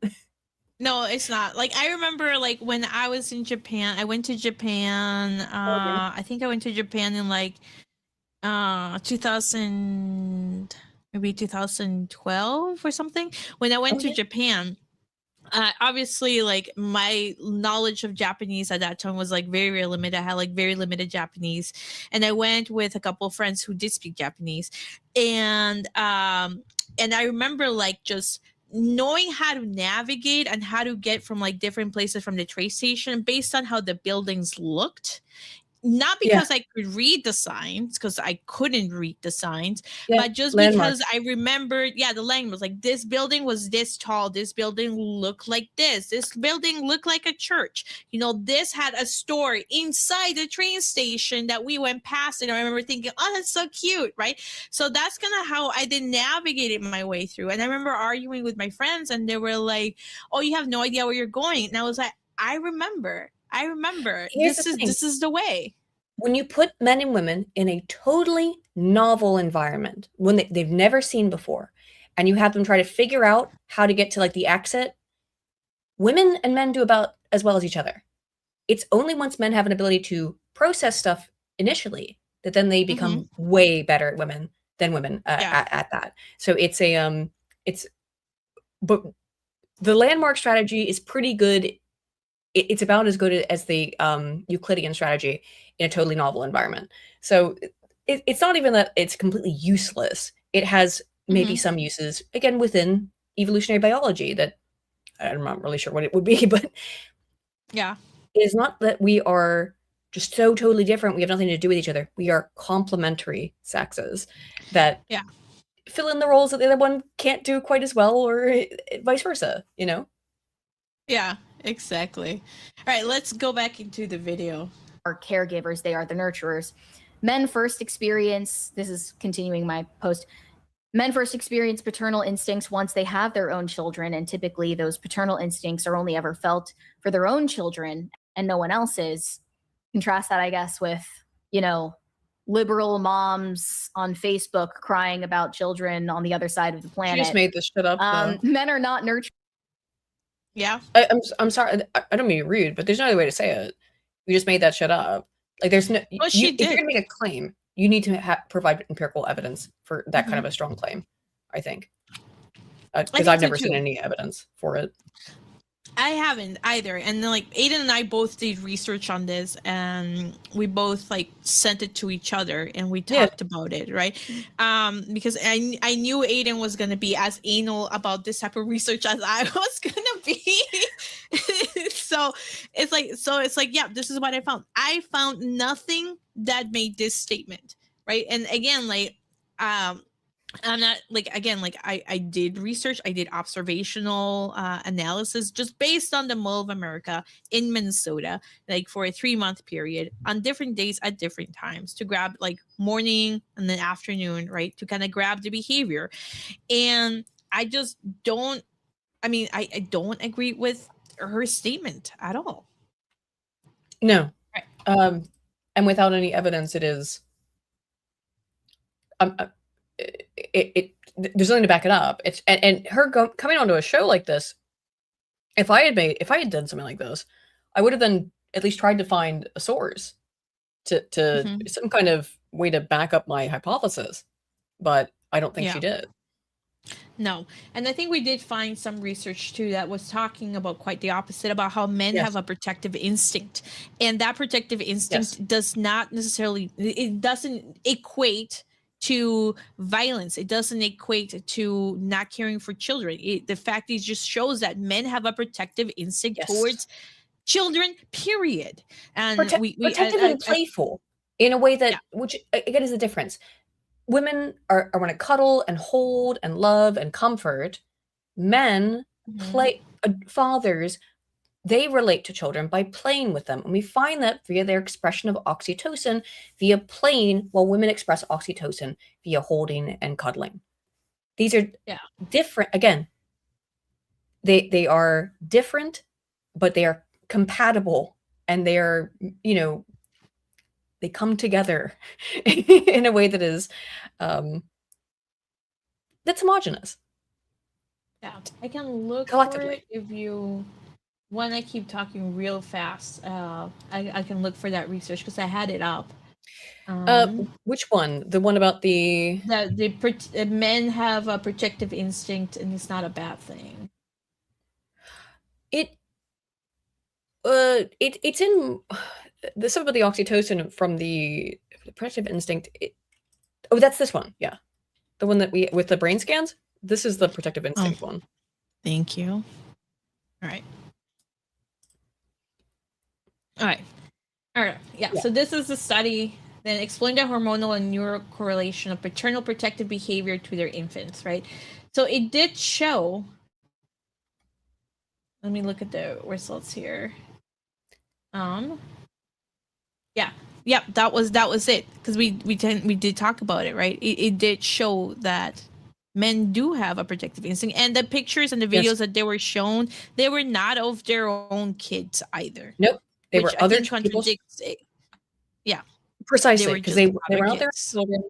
It was videos of someone else's child, and then a loud noise that was played. And when that happened, it didn't matter. Men still experienced this protective, need to jump and get to action because a child is in danger. They didn't have that when exposed to hygiene related, or something's dirty, or the child is in danger in some other way. But when it was there's a potential threat, that's the difference. They're not the same. They're not analogous. They are complementary. Yeah. I agree. And so, I mean, I think that study just disproved everything that she was saying. Yeah. Yeah. I will. There's a lot that does, but yes. Yeah. Yeah. For cute kids in public, men don't have baby fever. If a man wants to possess a child for any reason other than it being a product of his own lineage, he is likely a predator. Here, I perhaps put too much. Would you do me a favor? Sorry to pause again. Would you just no, you're good. On screen, bring up the paper I quite literally pasted just now, and just the title. Yeah, hold on. Just the title will screw this one up. Yeah, just oops. Whoopsie. This is the one where I showed you the graph from it earlier. If you scroll down to page 8, at the bottom of page 8. This is about the idea of men don't experience baby fever. There's 2 graphs at the bottom of page 8. And it will show you. Is it this one? One lower. There you go. These 2. So you'll see right here, this is by age, experience of baby fever, a desire for having children across ages. You'll see that by age in the 30s, men and women's desire for children is identical in graph A in figure 1. By age 40, men's desire for children is higher than that of women.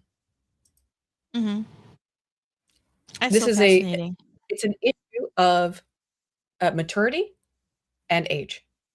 So, and by the same thing, essentially.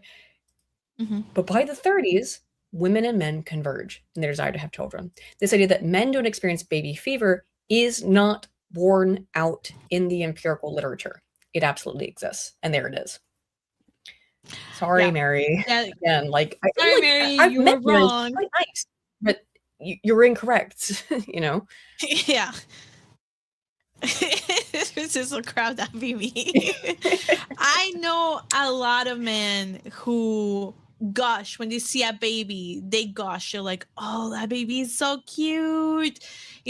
I've seen women do it. I've seen men do it. And I mean, like, what I have experienced is correct. Women tend to want to have kids sooner. They're like, okay, I'm ready. We've got a biological clock. We have a limited. Men can. Well, there's evidence that you get to be like to 70, your seed starts to spoil. If you know what I mean. Like, but still, for the most part, men can have children throughout their lifespan. Anytime. In a way women can't. Yeah, well, I mean, like, once you're out of eggs, you're out of eggs, Yep. Empty egg and then carton. also, like, depending on what your age is, you might be a more high risk pregnancy versus not being a high risk pregnancy. But yeah, women ran out of eggs. It's a real thing, guys, because you didn't know. Yeah.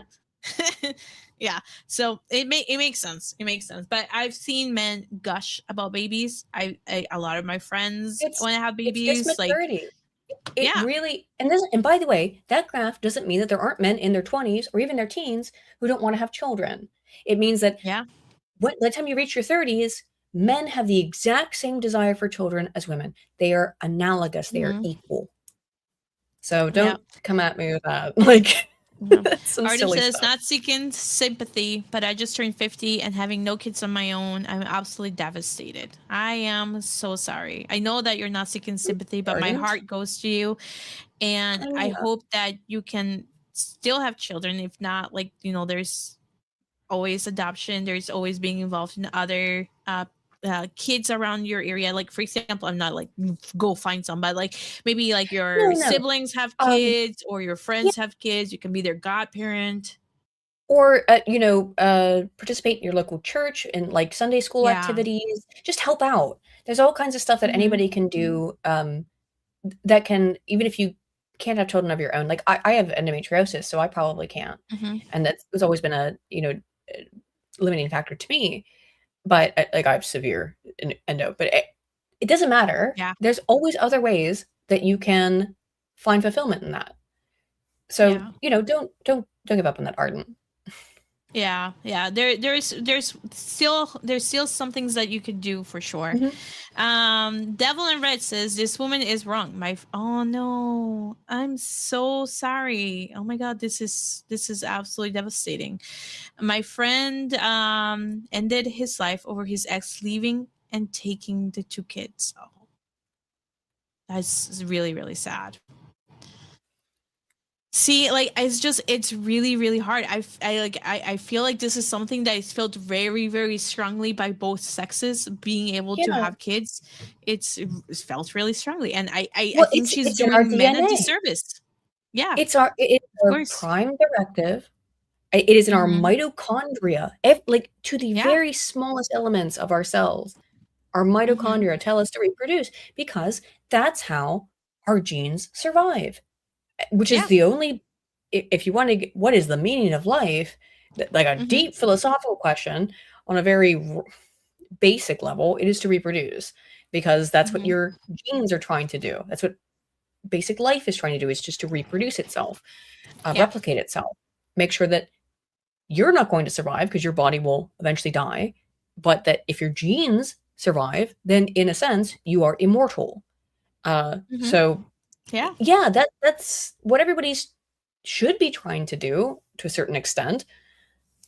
And if more men in particular are down with the idea of having children because they played a cute game I gotta say, like, again, as someone who's had a hard time finding guys who are into this in my younger years, it was, and I always dated gamers, maybe this game would have helped a lot of those guys, or something like this. More dad simulators. I've always been in favor of dad. I think there need to be mom simulators too, although I don't know what that looks like. I don't know. Well, maybe it looks. Well, maybe it's more like Grace from Resident Evil, because Grace had a really cute relationship with Emily. I mean, Emily did end up becoming a monster, and then at the end, Leon said, "Oh no, she's still alive. We can still save her because I didn't shoot her vital organs." The idea being that they were gonna go back and then get Emily back, and get the little kid back. Women don't play games to the extent men do, so I don't know. Yeah, you're talking about indie market stuff, but maybe some indie games that are like mom simulators in a way, not just in a kind of like flash game, but in a way where you form a bond with a child. I think that could be useful too. Yeah, I agree. Yeah, well, it's still a possibility. Just hang in there. Just or you can always look at adoption. There's nothing wrong with adoption, in my opinion. Too, Absolutely. There's a lot of kids out there that need support and help and love. Absolutely, yes. Yeah, I'll see. Yeah, it is. Sweet Potato says, "No, Aydin, I'm immortal." We can all become immortal in that sense. Yeah. If men don't protect other children, then why do TV shows and movies depict men protecting children from danger? Like it's normal, because it is normal. That's what men do. It is normal. Yeah, men are out there protecting men. If you look at, for example, who is more likely to join the military, who's more likely to be a cop, who is more likely to be a firefighter, it's not women. It's men. It's men. Men take on are more likely dangerous roles. Yes. Yeah, men are more likely. Yeah, men are more likely to see a catastrophe happening and then run to danger. They just run to it to protect women and children. Like if you look at, say, for example, like look at 9/11, who stood up against the terrorists? It was men. Men. I've seen it happen in my own life. I hear like something scary is going on over there. I go and run away and hide. Yeah. And the men go towards it. They go towards the danger. And it's like, I would not do that because I'm a woman and that's okay. But that's okay. The natural order. It's all right. I agree with that. It's okay. Like I feel like men should protect women, should protect men and men and children. And the fact that men are out there doing this is amazing to me, because that's how men should be.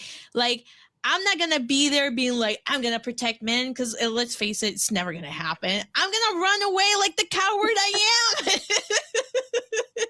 I will be like, I love you, honey, from over here, That's what I do. Like, oh my God, I was in the kitchen the other day and there was a giant spider on the ceiling. And I was just like, Bill, just go get it. Like, go get the enormous spider. Because, I mean, even that, there's not even venomous spiders here. So they're, hapless.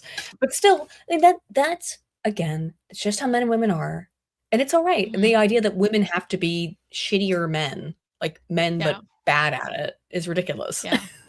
Yeah. Double Yes says, this might be controversial, but I'm going to say how it is. In today's modern relationship, I think that's the key. Modern relationship. It's always the man that wants to be the father more than the woman.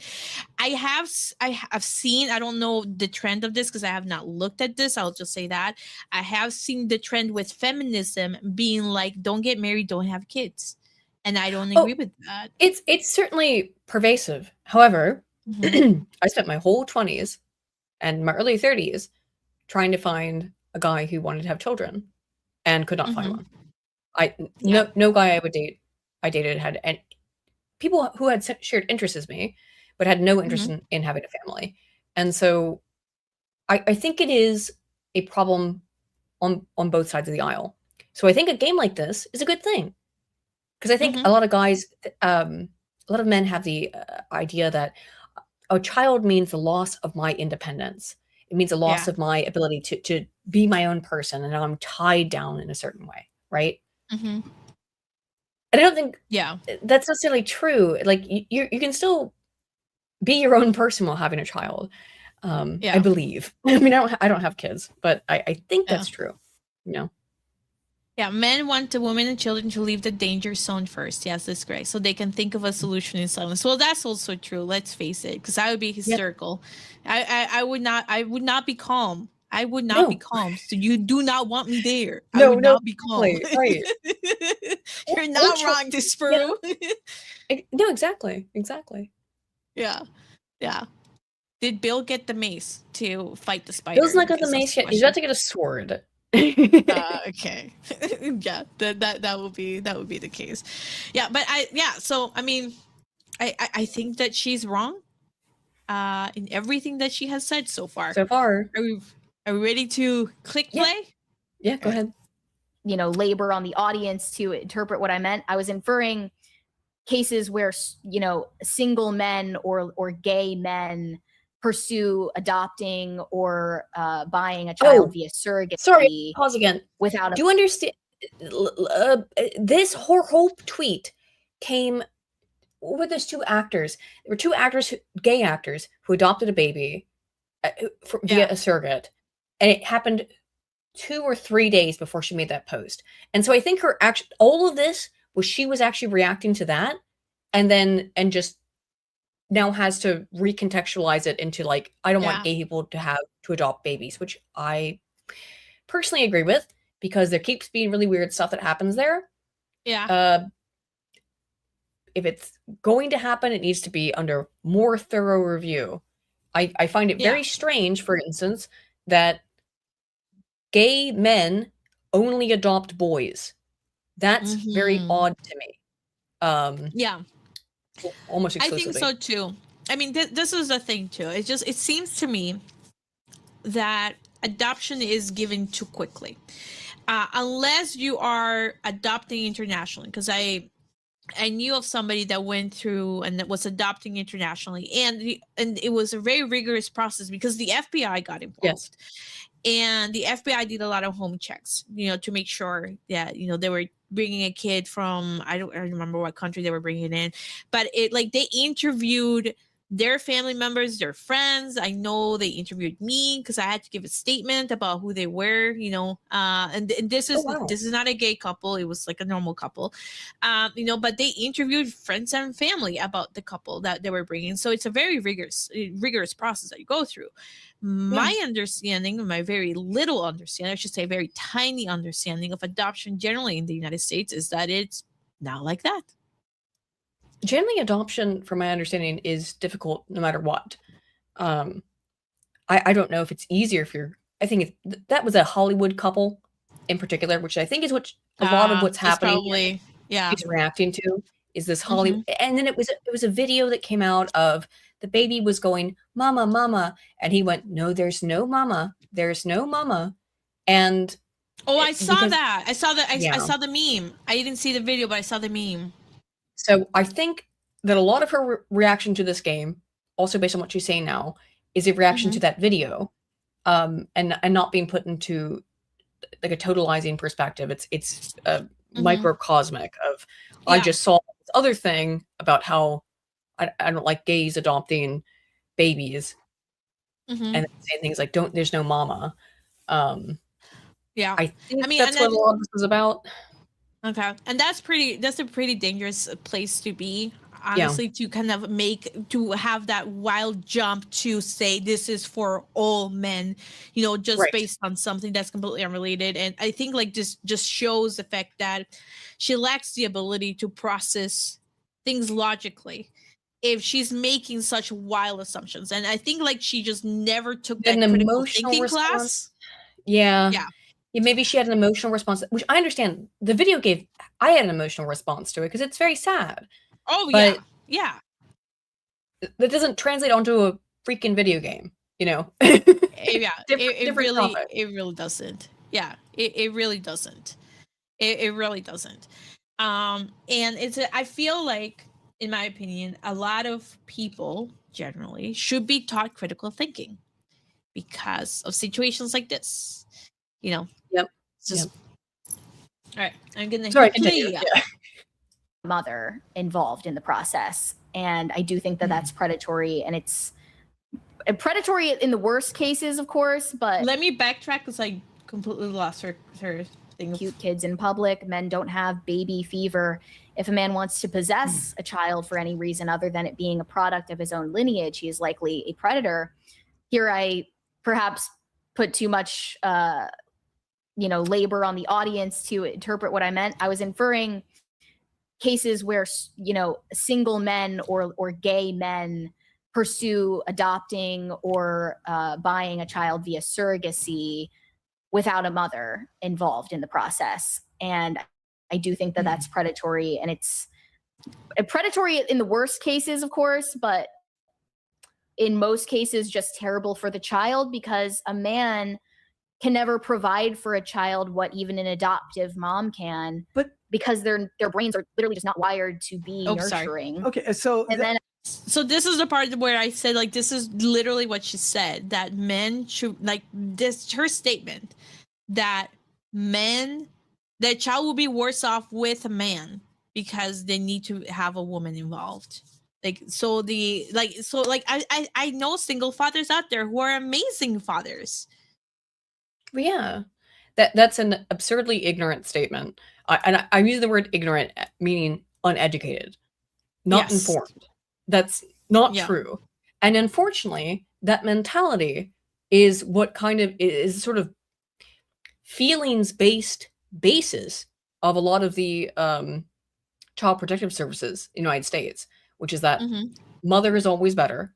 Doesn't even matter if mother is super abusive. It's always better for the mother to have the child than the father. My parents got divorced when I was 7. My mother was not abusive, but when my parents got divorced, my dad had to really, really fight to get even a couple of days a month with me, because that was just the narrative. That was the narrative at the time, is that, like, well, you don't matter. You're a sperm donor, essentially. I'm very close with my father. Always have been.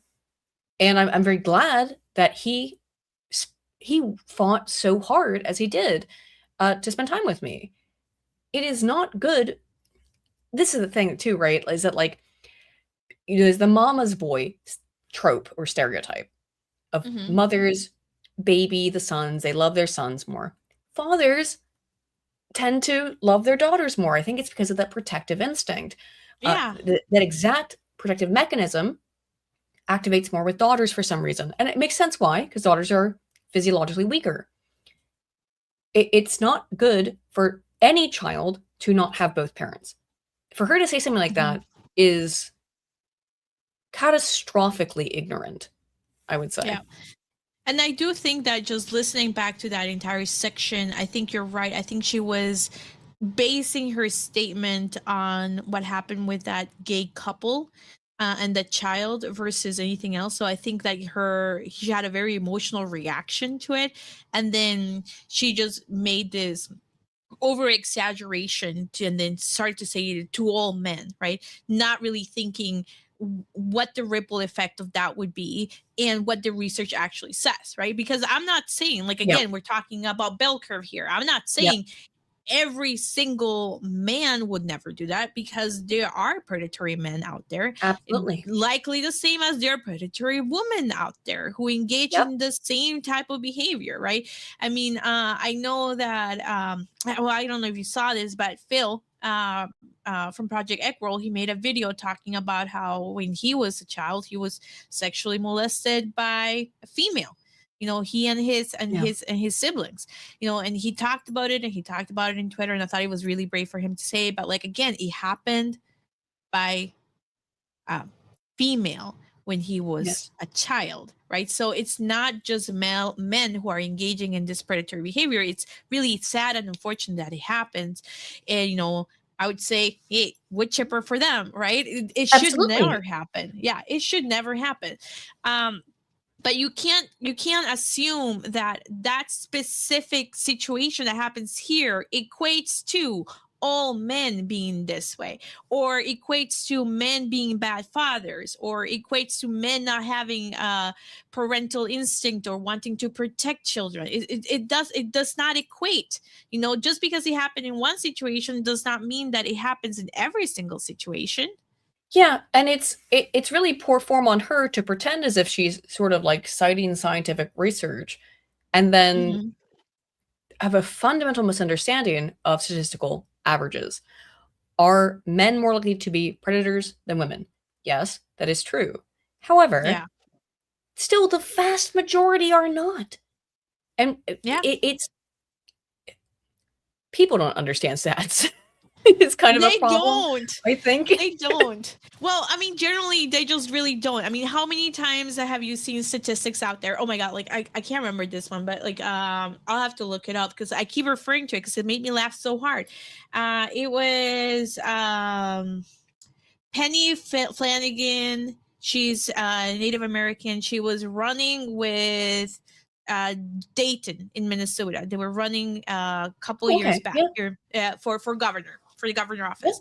Their entire platform was about how misinformed Americans were about Native Americans, and they didn't understand Native Americans, and they were oppressing Native Americans. They didn't even know there was tribes in America, you know. So, but when you look at, I laugh because it was hilarious. Because when you look at the actual statistic that they were referring to, it came from a no known blog that had this post that referred to a study.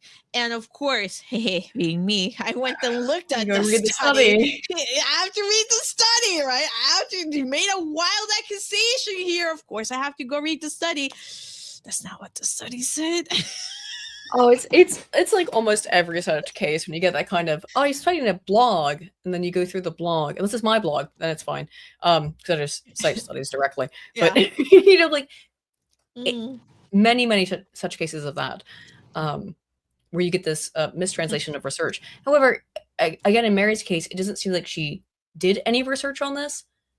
Yeah. Nor that she was interested in, because how later was this podcast, or was this before the post? No, it was after, obviously, because she made it. It was after the post. It was. This is recent. This is from. You had a couple days. Oh my god, what a day! This is from April 20th. April 20th. So 5 days ago. When was the post? I've got it saved as well. 1 second. One way or another. April 20th. April 20th. Okay, so it wasn't the same day. However, if you were catching fire for this as she was, I would think that you would spend the rest of the day trying to edify yourself. Yeah. A little bit, or so, next couple hours trying to edify yourself on the research on this, but instead it's just doubling down. And I think trying to scramble for rationales, as I say, post facto. Yep. So we have somebody in chat saying that we're so jealous of Mary because, oh my God, she's so hot. Dude, you obviously have not heard us talk. We're actually talking about research here. So feel free to scroll back from the beginning of the stream where we're talking about the actual research and the statistics on it, because this is not against her personally, because I don't really care about her at all. I've met her. I have no issues with Mary. I've met her in real life. I have no issues with her whatsoever. I just think this is a bad take. Allowed to just say someone has a bad take. And it's not the first time.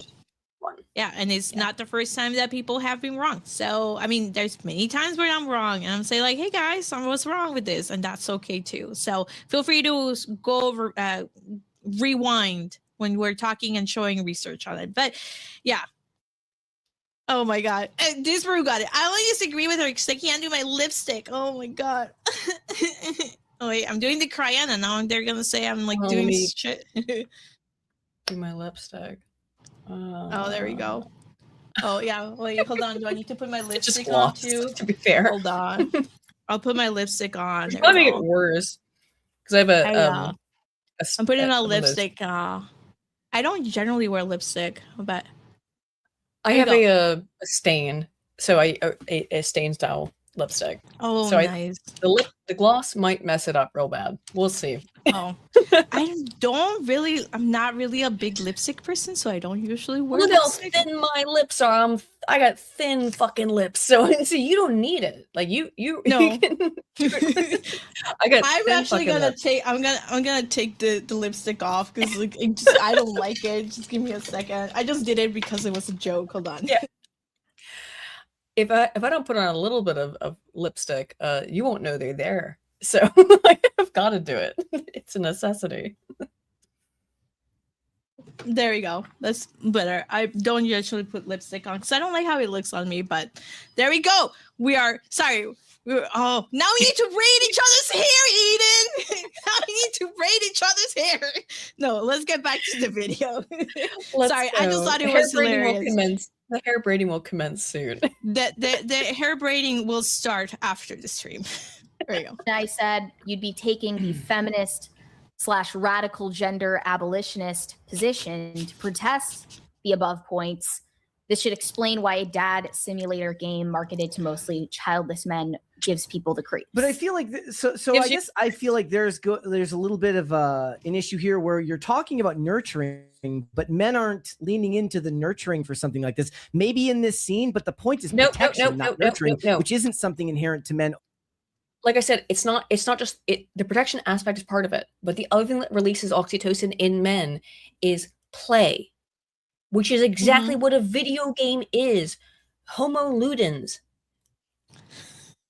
Duh. Like, what is it releasing or releases oxytocin when men play with their actual own children, or when men interact with their own children is playing with them, not holding them and hugging them and cuddling them. And that's something that totally natural stuff. And that's something that I saw too when I was doing my independent study research for my honors project. It was the fact that men also were more active in playtime. So like the mothers were more likely to be reading books to the kids. I mean, like, don't get me wrong, I still saw dads reading books to kids in Barnes & Noble at the Mall of America. But women were more likely to do that, and men were more likely to be actively playing with their kids too. So that was also like and that showed in my analysis in terms of what I said was like they just have different ways to show their love and attention and how they bond with a child. Yes. Only after they have kids. There's a reason why brothers are fiercely protective of their sisters. That's or true. Why, I guess the example that I always think of is like, there's a reason why every dude on planet Earth thinks that if they were on a plane with a terrorist, that they would be the one to stop it, to protect the women and the children there. And they don't have to be their own children. I feel like you were having two different discussions with the people in the comments there. And I do believe that men, maybe not at the same rate as women, eventually do come to feel a certain lack if they don't have kids and family. There's like a community note there. I can't rank it. I don't know how accurate it is. So I don't have the statistics on that. But men do yearn for families to have kids, which is a little bit different given what the... Oh, it's almost as if we just talked about this. There it is. By the way, it's almost there it is. Yeah. I mean, if she'd spent time to look it up and research this, she would have found it. There's another hormone on top of oxytocin that both men and women express. That is another bonding hormone. It's called vasopressin.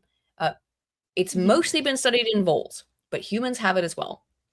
It's been found that men express greater intranasal. The way you measure all of this is through nose stuff. Like you have to put a swab up your nose to measure this stuff. These hormones. Expectant fathers have higher levels of vasopressin. Vasopressin is the hormone that is expelled after the guy gets off. It is an intent, and what it does is makes the man want to protect the woman that he has just copulated with. And that exact same hormone, that protection hormone, is expressed in expectant fathers. It's just different. It's just different. It's not the exact same hormonal expression.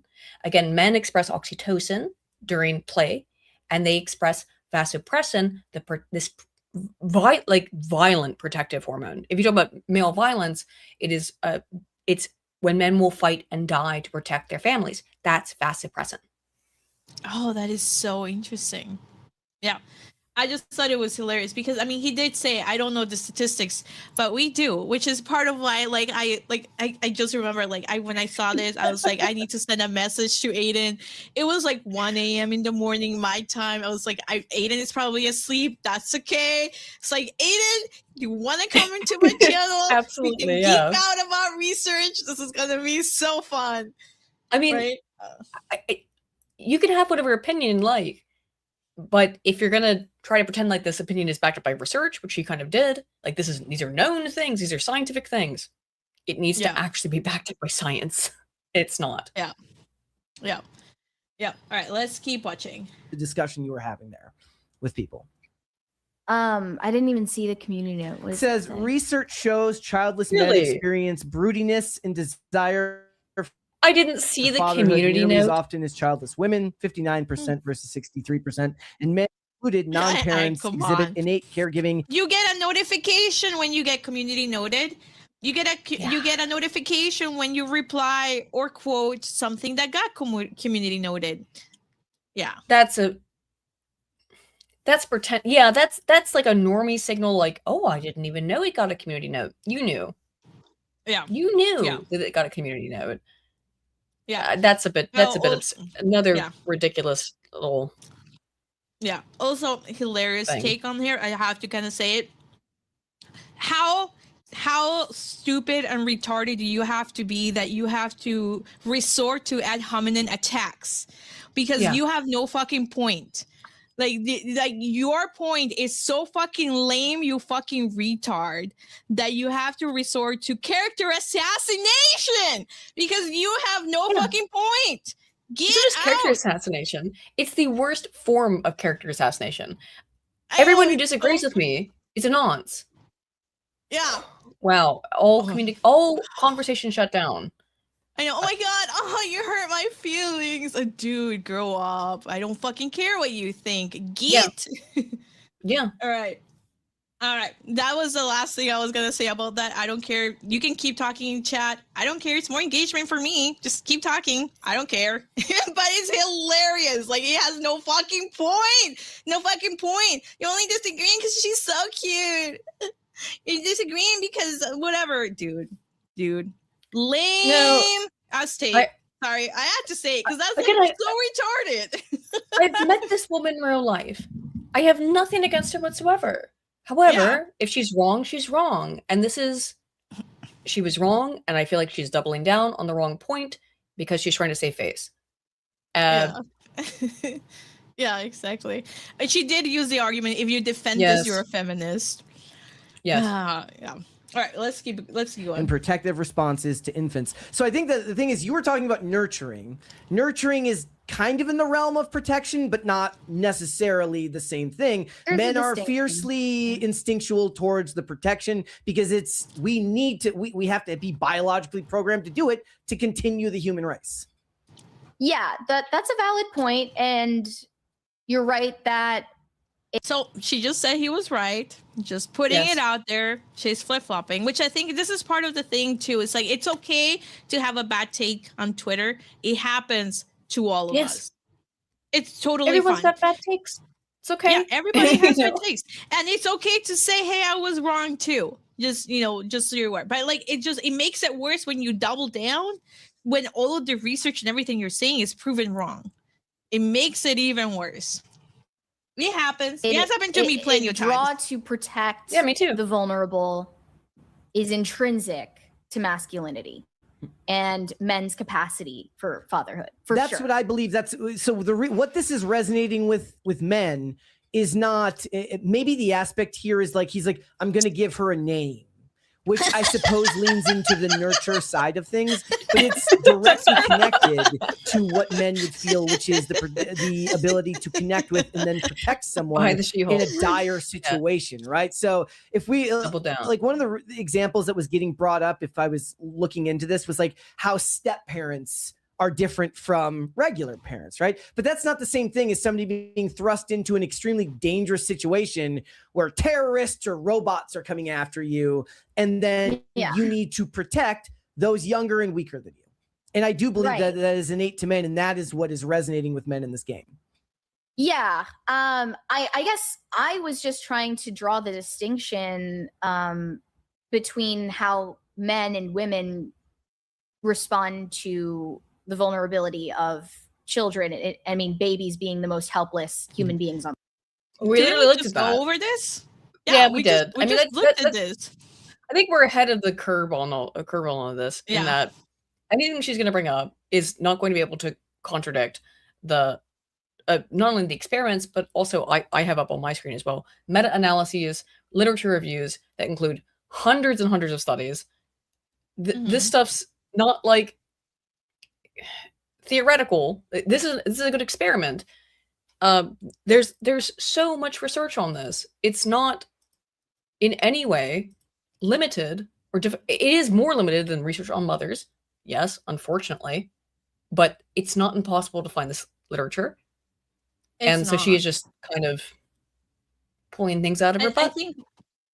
Yeah, and I think like again, like I think you're right. I think she was referring to one specific situation and she reacted very emotionally to it, you know, which is understandable. Because women do because women do tend to be very emotional. I get it. I understand that. You know, I myself can get very emotional at times. So I understand that, which is why sometimes we say things that we probably should never say, right? It's fine. Not the first time. Not the first time. But like I think like it's just the comments that she made and how she framed them, they're so overgeneralized that they're just patently false. Yes. There's no research to back up her hypothesis. So yeah. Wow. Anthony Wade just says, Sevvy, we know this. You know? At some point you end up repeating yourself because I guess we're going over the same things. On the planet. And it's my perspective that men do not have the capacity to feel for children the way that women do. And I don't know if I've found a better way to articulate it than women are maternal in a more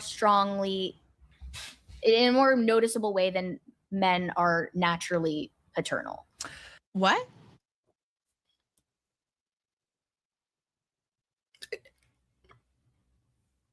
I don't know. That didn't make any sense. Women are more maternal than men are paternal.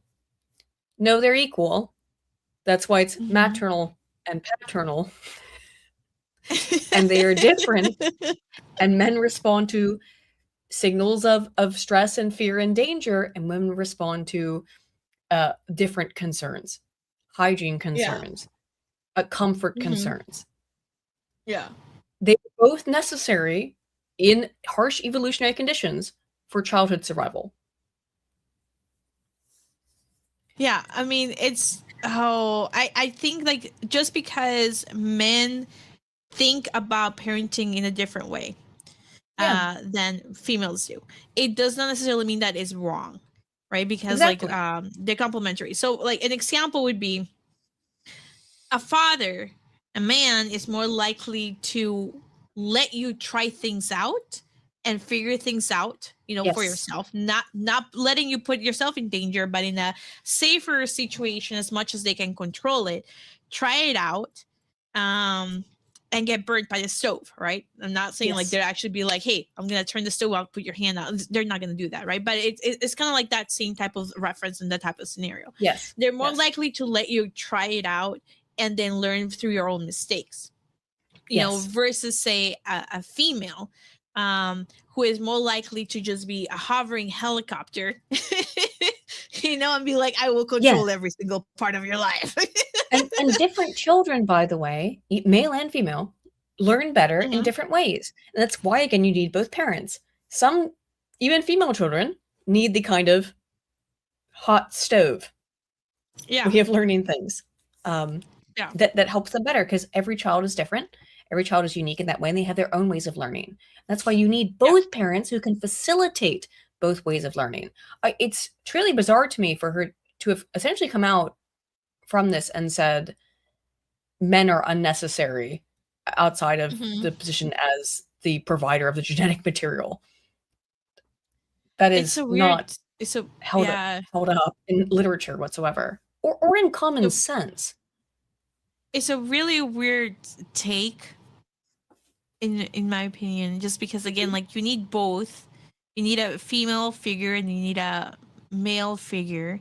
They teach you different things, right? So my dad taught me hard work, right? He taught me how to be dedicated, how to persevere. Yes, things suck, but you keep going. So, like, he taught me that. My mom didn't teach me that. My mom was more like, how to be social, how to make friends. Yeah, your friends don't like you, but maybe this is why. Maybe you need to be more mature about this. Maybe, like, it was more that emotional intelligence part of it. Whereas, like, my dad was more practical. It was more like, yep, like, this is what you have to do, right? So it's a very different approach to life that I think makes, learning both makes your life a lot more fulfilling. And I think you need both. I think that you can't just be only raised by mothers, right? Because then you'll be a chaotic mess the entire time. Yeah, absolutely. You need both. Yeah.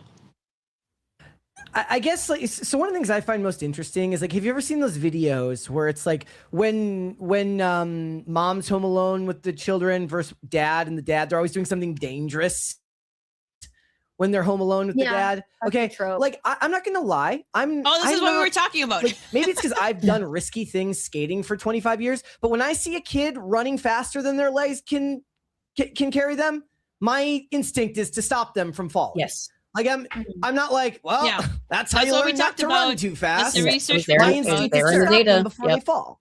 And some might even tell you that's the wrong instinct, because the mother's instinct should be to stop them before they fall. No, the mother's instinct will be, don't go play in the cat box.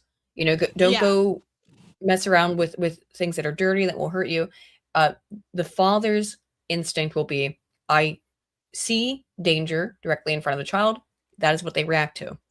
So maybe it's just that she just can't, she doesn't have the sort of presence of mind. I mean, it's in a rude way, but to put herself empathetically in someone else's perspective, and understand, like, this is how men, because I think we can both do that. It's not how we think, but we can understand that's how men think. Yeah. And it's okay. And maybe she can't empathize in that sense. It's called cognitive empathy, not affective empathy. Cognitive empathy is being able to say, like, okay, I know that I am not inside this person's body and I am not inside their mind, but I can simulate a version of it in my own. Whereas affective empathy is, I know how that feels. Maybe she can't. And by the way, women on average have a lower capacity to cognitively empathize, higher capacity to affectively empathize. Maybe that's it. That makes that. Yeah, I think that makes a lot of sense, honestly, because I could see the value of what the father figure would do with that, because that teaches you a lot. That protects the kid too. I mean, there's value on trying things out, finding, the hard way that maybe you shouldn't done that, right? Yeah. Because I mean, that's really part of growing up too. You make stupid decisions all the time. So it's impossible to protect a kid. She wants to protect him from her from any harm. Whereas the man goes, maybe you need to learn the hard lesson. And so again, once more, complementary. Yeah. And I mean, I think you definitely need both. I don't think that the men's take is the wrong way either. So I don't agree with what he said about, like, maybe this is the wrong thing to have. I don't think it's the wrong thing to have, because I think you need both at the same time, because you need to, some lessons you do need to learn the hard way. Yep. It should be like, they need to, sometimes they're going to need to take a tumble if they're going to learn to help themselves. I don't know if that's right, but I know that my instinct is to stop them. Since you brought up the aspect of, like, step parents earlier, it is true that kids are far more likely to get abused by a step parent than a parent. Sure. And that is even more of a stark contrast when you look at stepfathers versus stepmothers. That is true. I mean, stepmothers are more likely to enter into different types of a abuse. family that is not. I don't know. I haven't Well, no, looked at that's this true. research. It's different types of abuse. It is true that Mhm. stepfathers are more likely to sexually abuse, for example. Stepmothers Mhm. are also very likely to abuse in other ways. Psychological abuse, Mhm. physical abuse that's non-sexual. Because it's true, they're not the child's parent, and the child, in a sense, represents something negative, like in the way of the relationship, potentially. Now, I have a great relationship Mhm. with my stepmother, so I don't know, but I can see how that plays out. Yeah. Yeah, but again, we're going back to just because it happens doesn't necessarily mean that that's the same for every single stepfather or stepmother too. Yes, It's exactly. interesting, but It's yeah, also way far away from the original sort of hypothesis and topic to be talking about step parents. yeah. But yeah, I know that's definitely that's not something she brought up in her tweet. So it No. definitely seems like, again, she's spiraling. Biologically theirs and be able to be competent caregivers to children that are not theirs. Because, and that's what I'm trying to say, is that women are nurturers. And then I feel like people really didn't even try to respond to me in earnest, and now they're dying on this hill that like men are actually better at nurturing children than women. No, and that's just not true. I don't think We've anybody got a couple of if someone said that, then ignore them. I don't think people are saying that at all. I don't Mhm. think. Go ahead. Sorry. Well, no, it's maybe somebody is, but that's not what they're overwhelmingly saying. They're saying, hey, Yeah. men are nurturing in a different way than women are. And it is equally valid and an important part of early childhood development. Mm-hmm. Yeah. Yeah. I just I didn't see that in like the, because I quote tweeted her in my comments and everything. Like I like everything that I was like talking about is because her entire comment was really about and the gist of it and the narrative, which I think we can go through as well. The narrative was more like, Pragmata, like, and this is like, and some people were commenting in my tweets on this too. They were saying like there should be no game with a kid because you're putting a kid in danger, which is, first of all, it's not a real kid. I hate to break it to you. Second of all, it's a video game. Two, again, not a real kid. She's a robot. They're saying you're putting kids in danger because you're putting kids in a video game. So why are you tempting men this way? It's like, I really doubt men are being tempted by this. I mean, there's going to be weirdos out there. The weirdos are going to exist no matter what. Yes, it doesn't matter. You could have made the character anything, and there'd be some weirdo gooning to it. You know what I mean? Like, you could have made it a little furry animal. You could have made it an adult woman. It wouldn't have mattered. Someone's gonna goon. That being said, like, the people who goon to children are, put them under the jail. I agree, but where they belong. But that's a kind of side issue from this, which is that, like, any man who is interested in playing this game is a potential predator, which is what she had said. That's a difference. Yeah, because like her take on this was basically, you should not play this game. This game is bad because it's reinforcing men engaging in predatory behavior towards young girls, right? That was the entire premise of that. Yes. And based on that premise, so just based on that premise, right? Because generally what you think of is, what is your main argument and what type of arguments are you citing to support your main premise, right? So the arguments under that big premise was, one, let me just look at her thing. Hold on. Because her main premise was childless men do not have paternal instincts, which we proved wrong because we went through that research on that. Yeah, it said men. The first time that men experience paternal instincts is when they have children of their own, which is also not true. We went over that. Yep. Then they said men are not nurturers, and they don't want to. They don't gush over kids. They don't want to have kids, right? That's what she said. Men don't gush over kids in public. Men don't have baby fever. Again, we proved that wrong. True. We went through that research. Yeah. And then she ended it with, You're gonna be taking a feminist, radical, gender abolitionist position if you protest with any of the above points. So her entire premise is this video game is bad because it's encouraging predatory behavior from men towards children because of these 3 items, right? Funnily and enough, those 3 items are patently false. The Not only research false, shows she's not only are they false, she is actually maintaining a feminist narrative. yeah. The idea that men don't want to be fathers, that men are not good fathers, that men should have nothing to do with child rearing, that they are just, DNA distributors. That is a feminist narrative. It betrays kind of a core of what's going on here, which is that her, very funnily enough, ironically enough, calling this feminist, she's engaging in a feminist narrative. Yeah. I would say. I think so too. Yeah, I agree with that. I agree with that statement wholeheartedly, because definitely, like, I just don't see it. I just don't. Nor see do it. I. I can see that there's weirdos because, again, as we've said multiple times, there's creeps everywhere, and there will be creeps for any kind of game or any kind of thing. So yes, I am sure there's many creeps out there who are weird about this game. But the vast majority of people are not being creepy about it, men or women, and they're just enjoying a game that has a cute child that you take care of in it. Not the first game of its type. Again, there's Walking Dead, there's Last of Us, there's BioShock 2, there's God of War, there's there's so many games where you take care of a child. It is in no way novel. It's just the latest example, and I think, yeah, again, I think it was, she saw that stuff with the gay couple and then translated feelings onto this game that were actually unrelated. My guess. Yeah.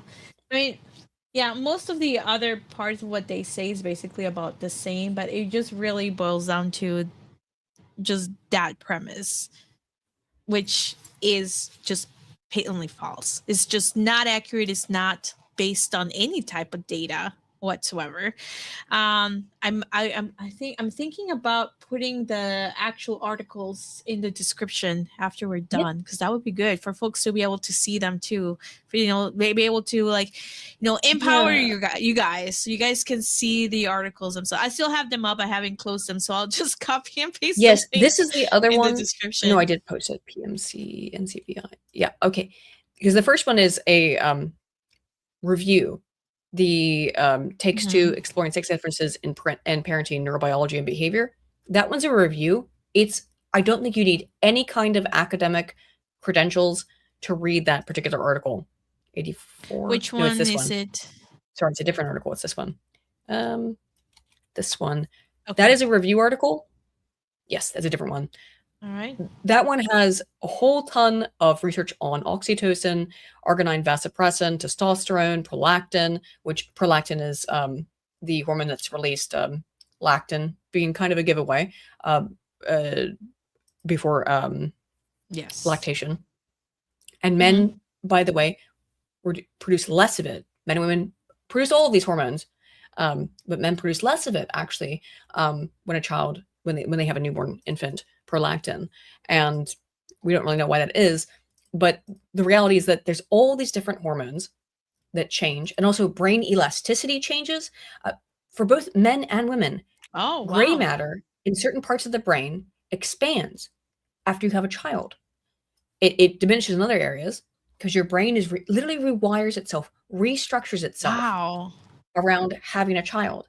So this is so incredibly important. Yeah, it's super cool, I think, at least, but I think it should be kind of cool to everybody. This is a great article, though. So cool. Yeah, your brain rewires itself in terms of its actual physiological structure when you have a child. And so, of course, people act differently when they have children, or even when they're simulating having one in a video game. That won't change your gray matter, I don't imagine, but it might change some of the ways that your neurons fire. And we know that because we've seen, again, in research, that men who see a child in danger that is not their own child have this same reactance response to it, physiological in terms of neurobiological response. Yeah. I'm gonna It's just put the links in the description so folks can also. we're just different. We are complementary. One is not better than the other. It doesn't, and I think people got to get over that on all sides of the aisle on this. Men need women, and women need men, quite obviously, to perpetuate the species. So There you go. it all makes sense. All right, I think I got. I don't know if I got this one, so let me put it there. I think I got them. All right, click saving right now. Okay, so now they're in the description for folks to see. So if you do refresh, you'll see the links in the description right now. That's the research that we're talking about. I put the ones that we kept referring to over and over again. I didn't put every single amount of research that we did, but the ones that, you know, we're really focusing on are there for you guys to be able to check out for sure. All right, so I think that's gonna be it. I've had you for a long time. I know it's probably super late. It's probably like almost 3 a.m. for you, Aydin. Oh my god. It's almost 4, but it's, oh my god. I took a nap. I took a nap beforehand. I went to sleep at 9 o'clock tonight. So, so I could get back up. You're so amazing, Aydin. You're so No, amazing. I love you. Yeah, Aydin is absolutely amazing. By the way, hearts to Aydin. I wish we could spend more time together, but I do enjoy the time that we get to nerd out and geek out. Thank you. It's so amazing. It's always Aydin, fun. tell chat where they can find you and what you're up to. Yes, I have a new channel actually, which is a channel that we focused exclusively on scientific topics, not on politics. So no, I mean, like politics, like you can derive something political from it, I'm sure. That's inevitable. Yeah. But, the spatial cognition stuff that I was talking about how men and women from like 2 months old have differences in the spatial cognition stuff, that will be my second video on this channel. The first one is actually on how astrology is kind of real. And the biological basis of astrology. I do have a also big video coming up on my new channel. I've written a Substack article on it. You can check out my Substack, which also it's all Aydin Paladin in that side, which is on. You wanna put your link in your private chat, and I'll link you to my description. Yeah, because the Substack I am trying to promote a lot right now, because if you want to get like anything I'm doing before it is a video and you just want to read it and have access to all the literature, all of the academic resources, all the scientific papers. I don't just, by the way, like tell you what the citation is. I provide you with a link so that you can go read it. And I don't just mean a link to like the public facing page. I will link you to the actual study so that you can just click on it and read it and not have to worry about paywalls. So, all right. A little bit of a sneaky sort of way that's technically legal. I found there's 2 Aydin Paladins. Like I was just gonna tag you. Really? That's the Substack. That's the big thing. And then the new channel, which I'm trying to promote, is Science Simple. Oh, I'm logged in on it. So this is the new one, and I'll be doing a weekly science podcast on that channel, Science Simple, as well. You know, just to get away from more the politics. I love talking about science. Obviously, as we just did for about 3 hours. So I love talking about science. It's my passion. It's my life's work. So that's the stuff that's I'm currently working on. And I got 2 videos coming up, and one again will be about spatial cognition and gender differences, and then the other one will be about sort of like the idea of sticking with your vote and persistence to previous voting behavior. That will be on Aydin. The voting one, the politics one will be on Aydin Paladin. The science one that's just about spatial cognition and gender differences, that will be on Science Simple. And I'm doing that because over the last year, I was just uploading like scientific videos to Aydin Paladin, and they didn't do very well. And I think it's because people expect me to upload political videos there, and then they were kind of like, "Yeah, what's this thing that has nothing to do with politics?" So, all right, perfect. I just linked. I just tagged you both. I tagged both of your channels to my description, so you probably got the notification of you were just tagged. But who knows? YouTube being YouTube, we might tag you and let you know tomorrow. Who knows? I know. But then it's in the description, guys. If you guys want to follow Aydin's new channel, it's linked in the description. Thank you, Aydin, so much. You're so wonderful. I always enjoy our very long geek outs. It's awesome. It is always fun. Yeah. And let's see, what am I up to? Tomorrow we're gonna watch Seven Samurai for my watch party on Saturday at 1 p.m. Central Time in my Discord channel. So make sure to check it out if you haven't already. And it's your birthday tomorrow? Oh, no. We're watching the Seven Samurai in the watch party. Oh, yeah. I thought you said birthday somewhere. I misheard. Never mind. Sorry, I had like a fever dream. It's getting too late, and I'm starting to have it is getting too late. Yeah. And make sure to hit the like button, subscribe, and leave a comment below. Let us know what you think of the entire thing. But it's okay if you disagree. It's okay if you agree. We love you either way. Thank you, everybody. Bye. There we go.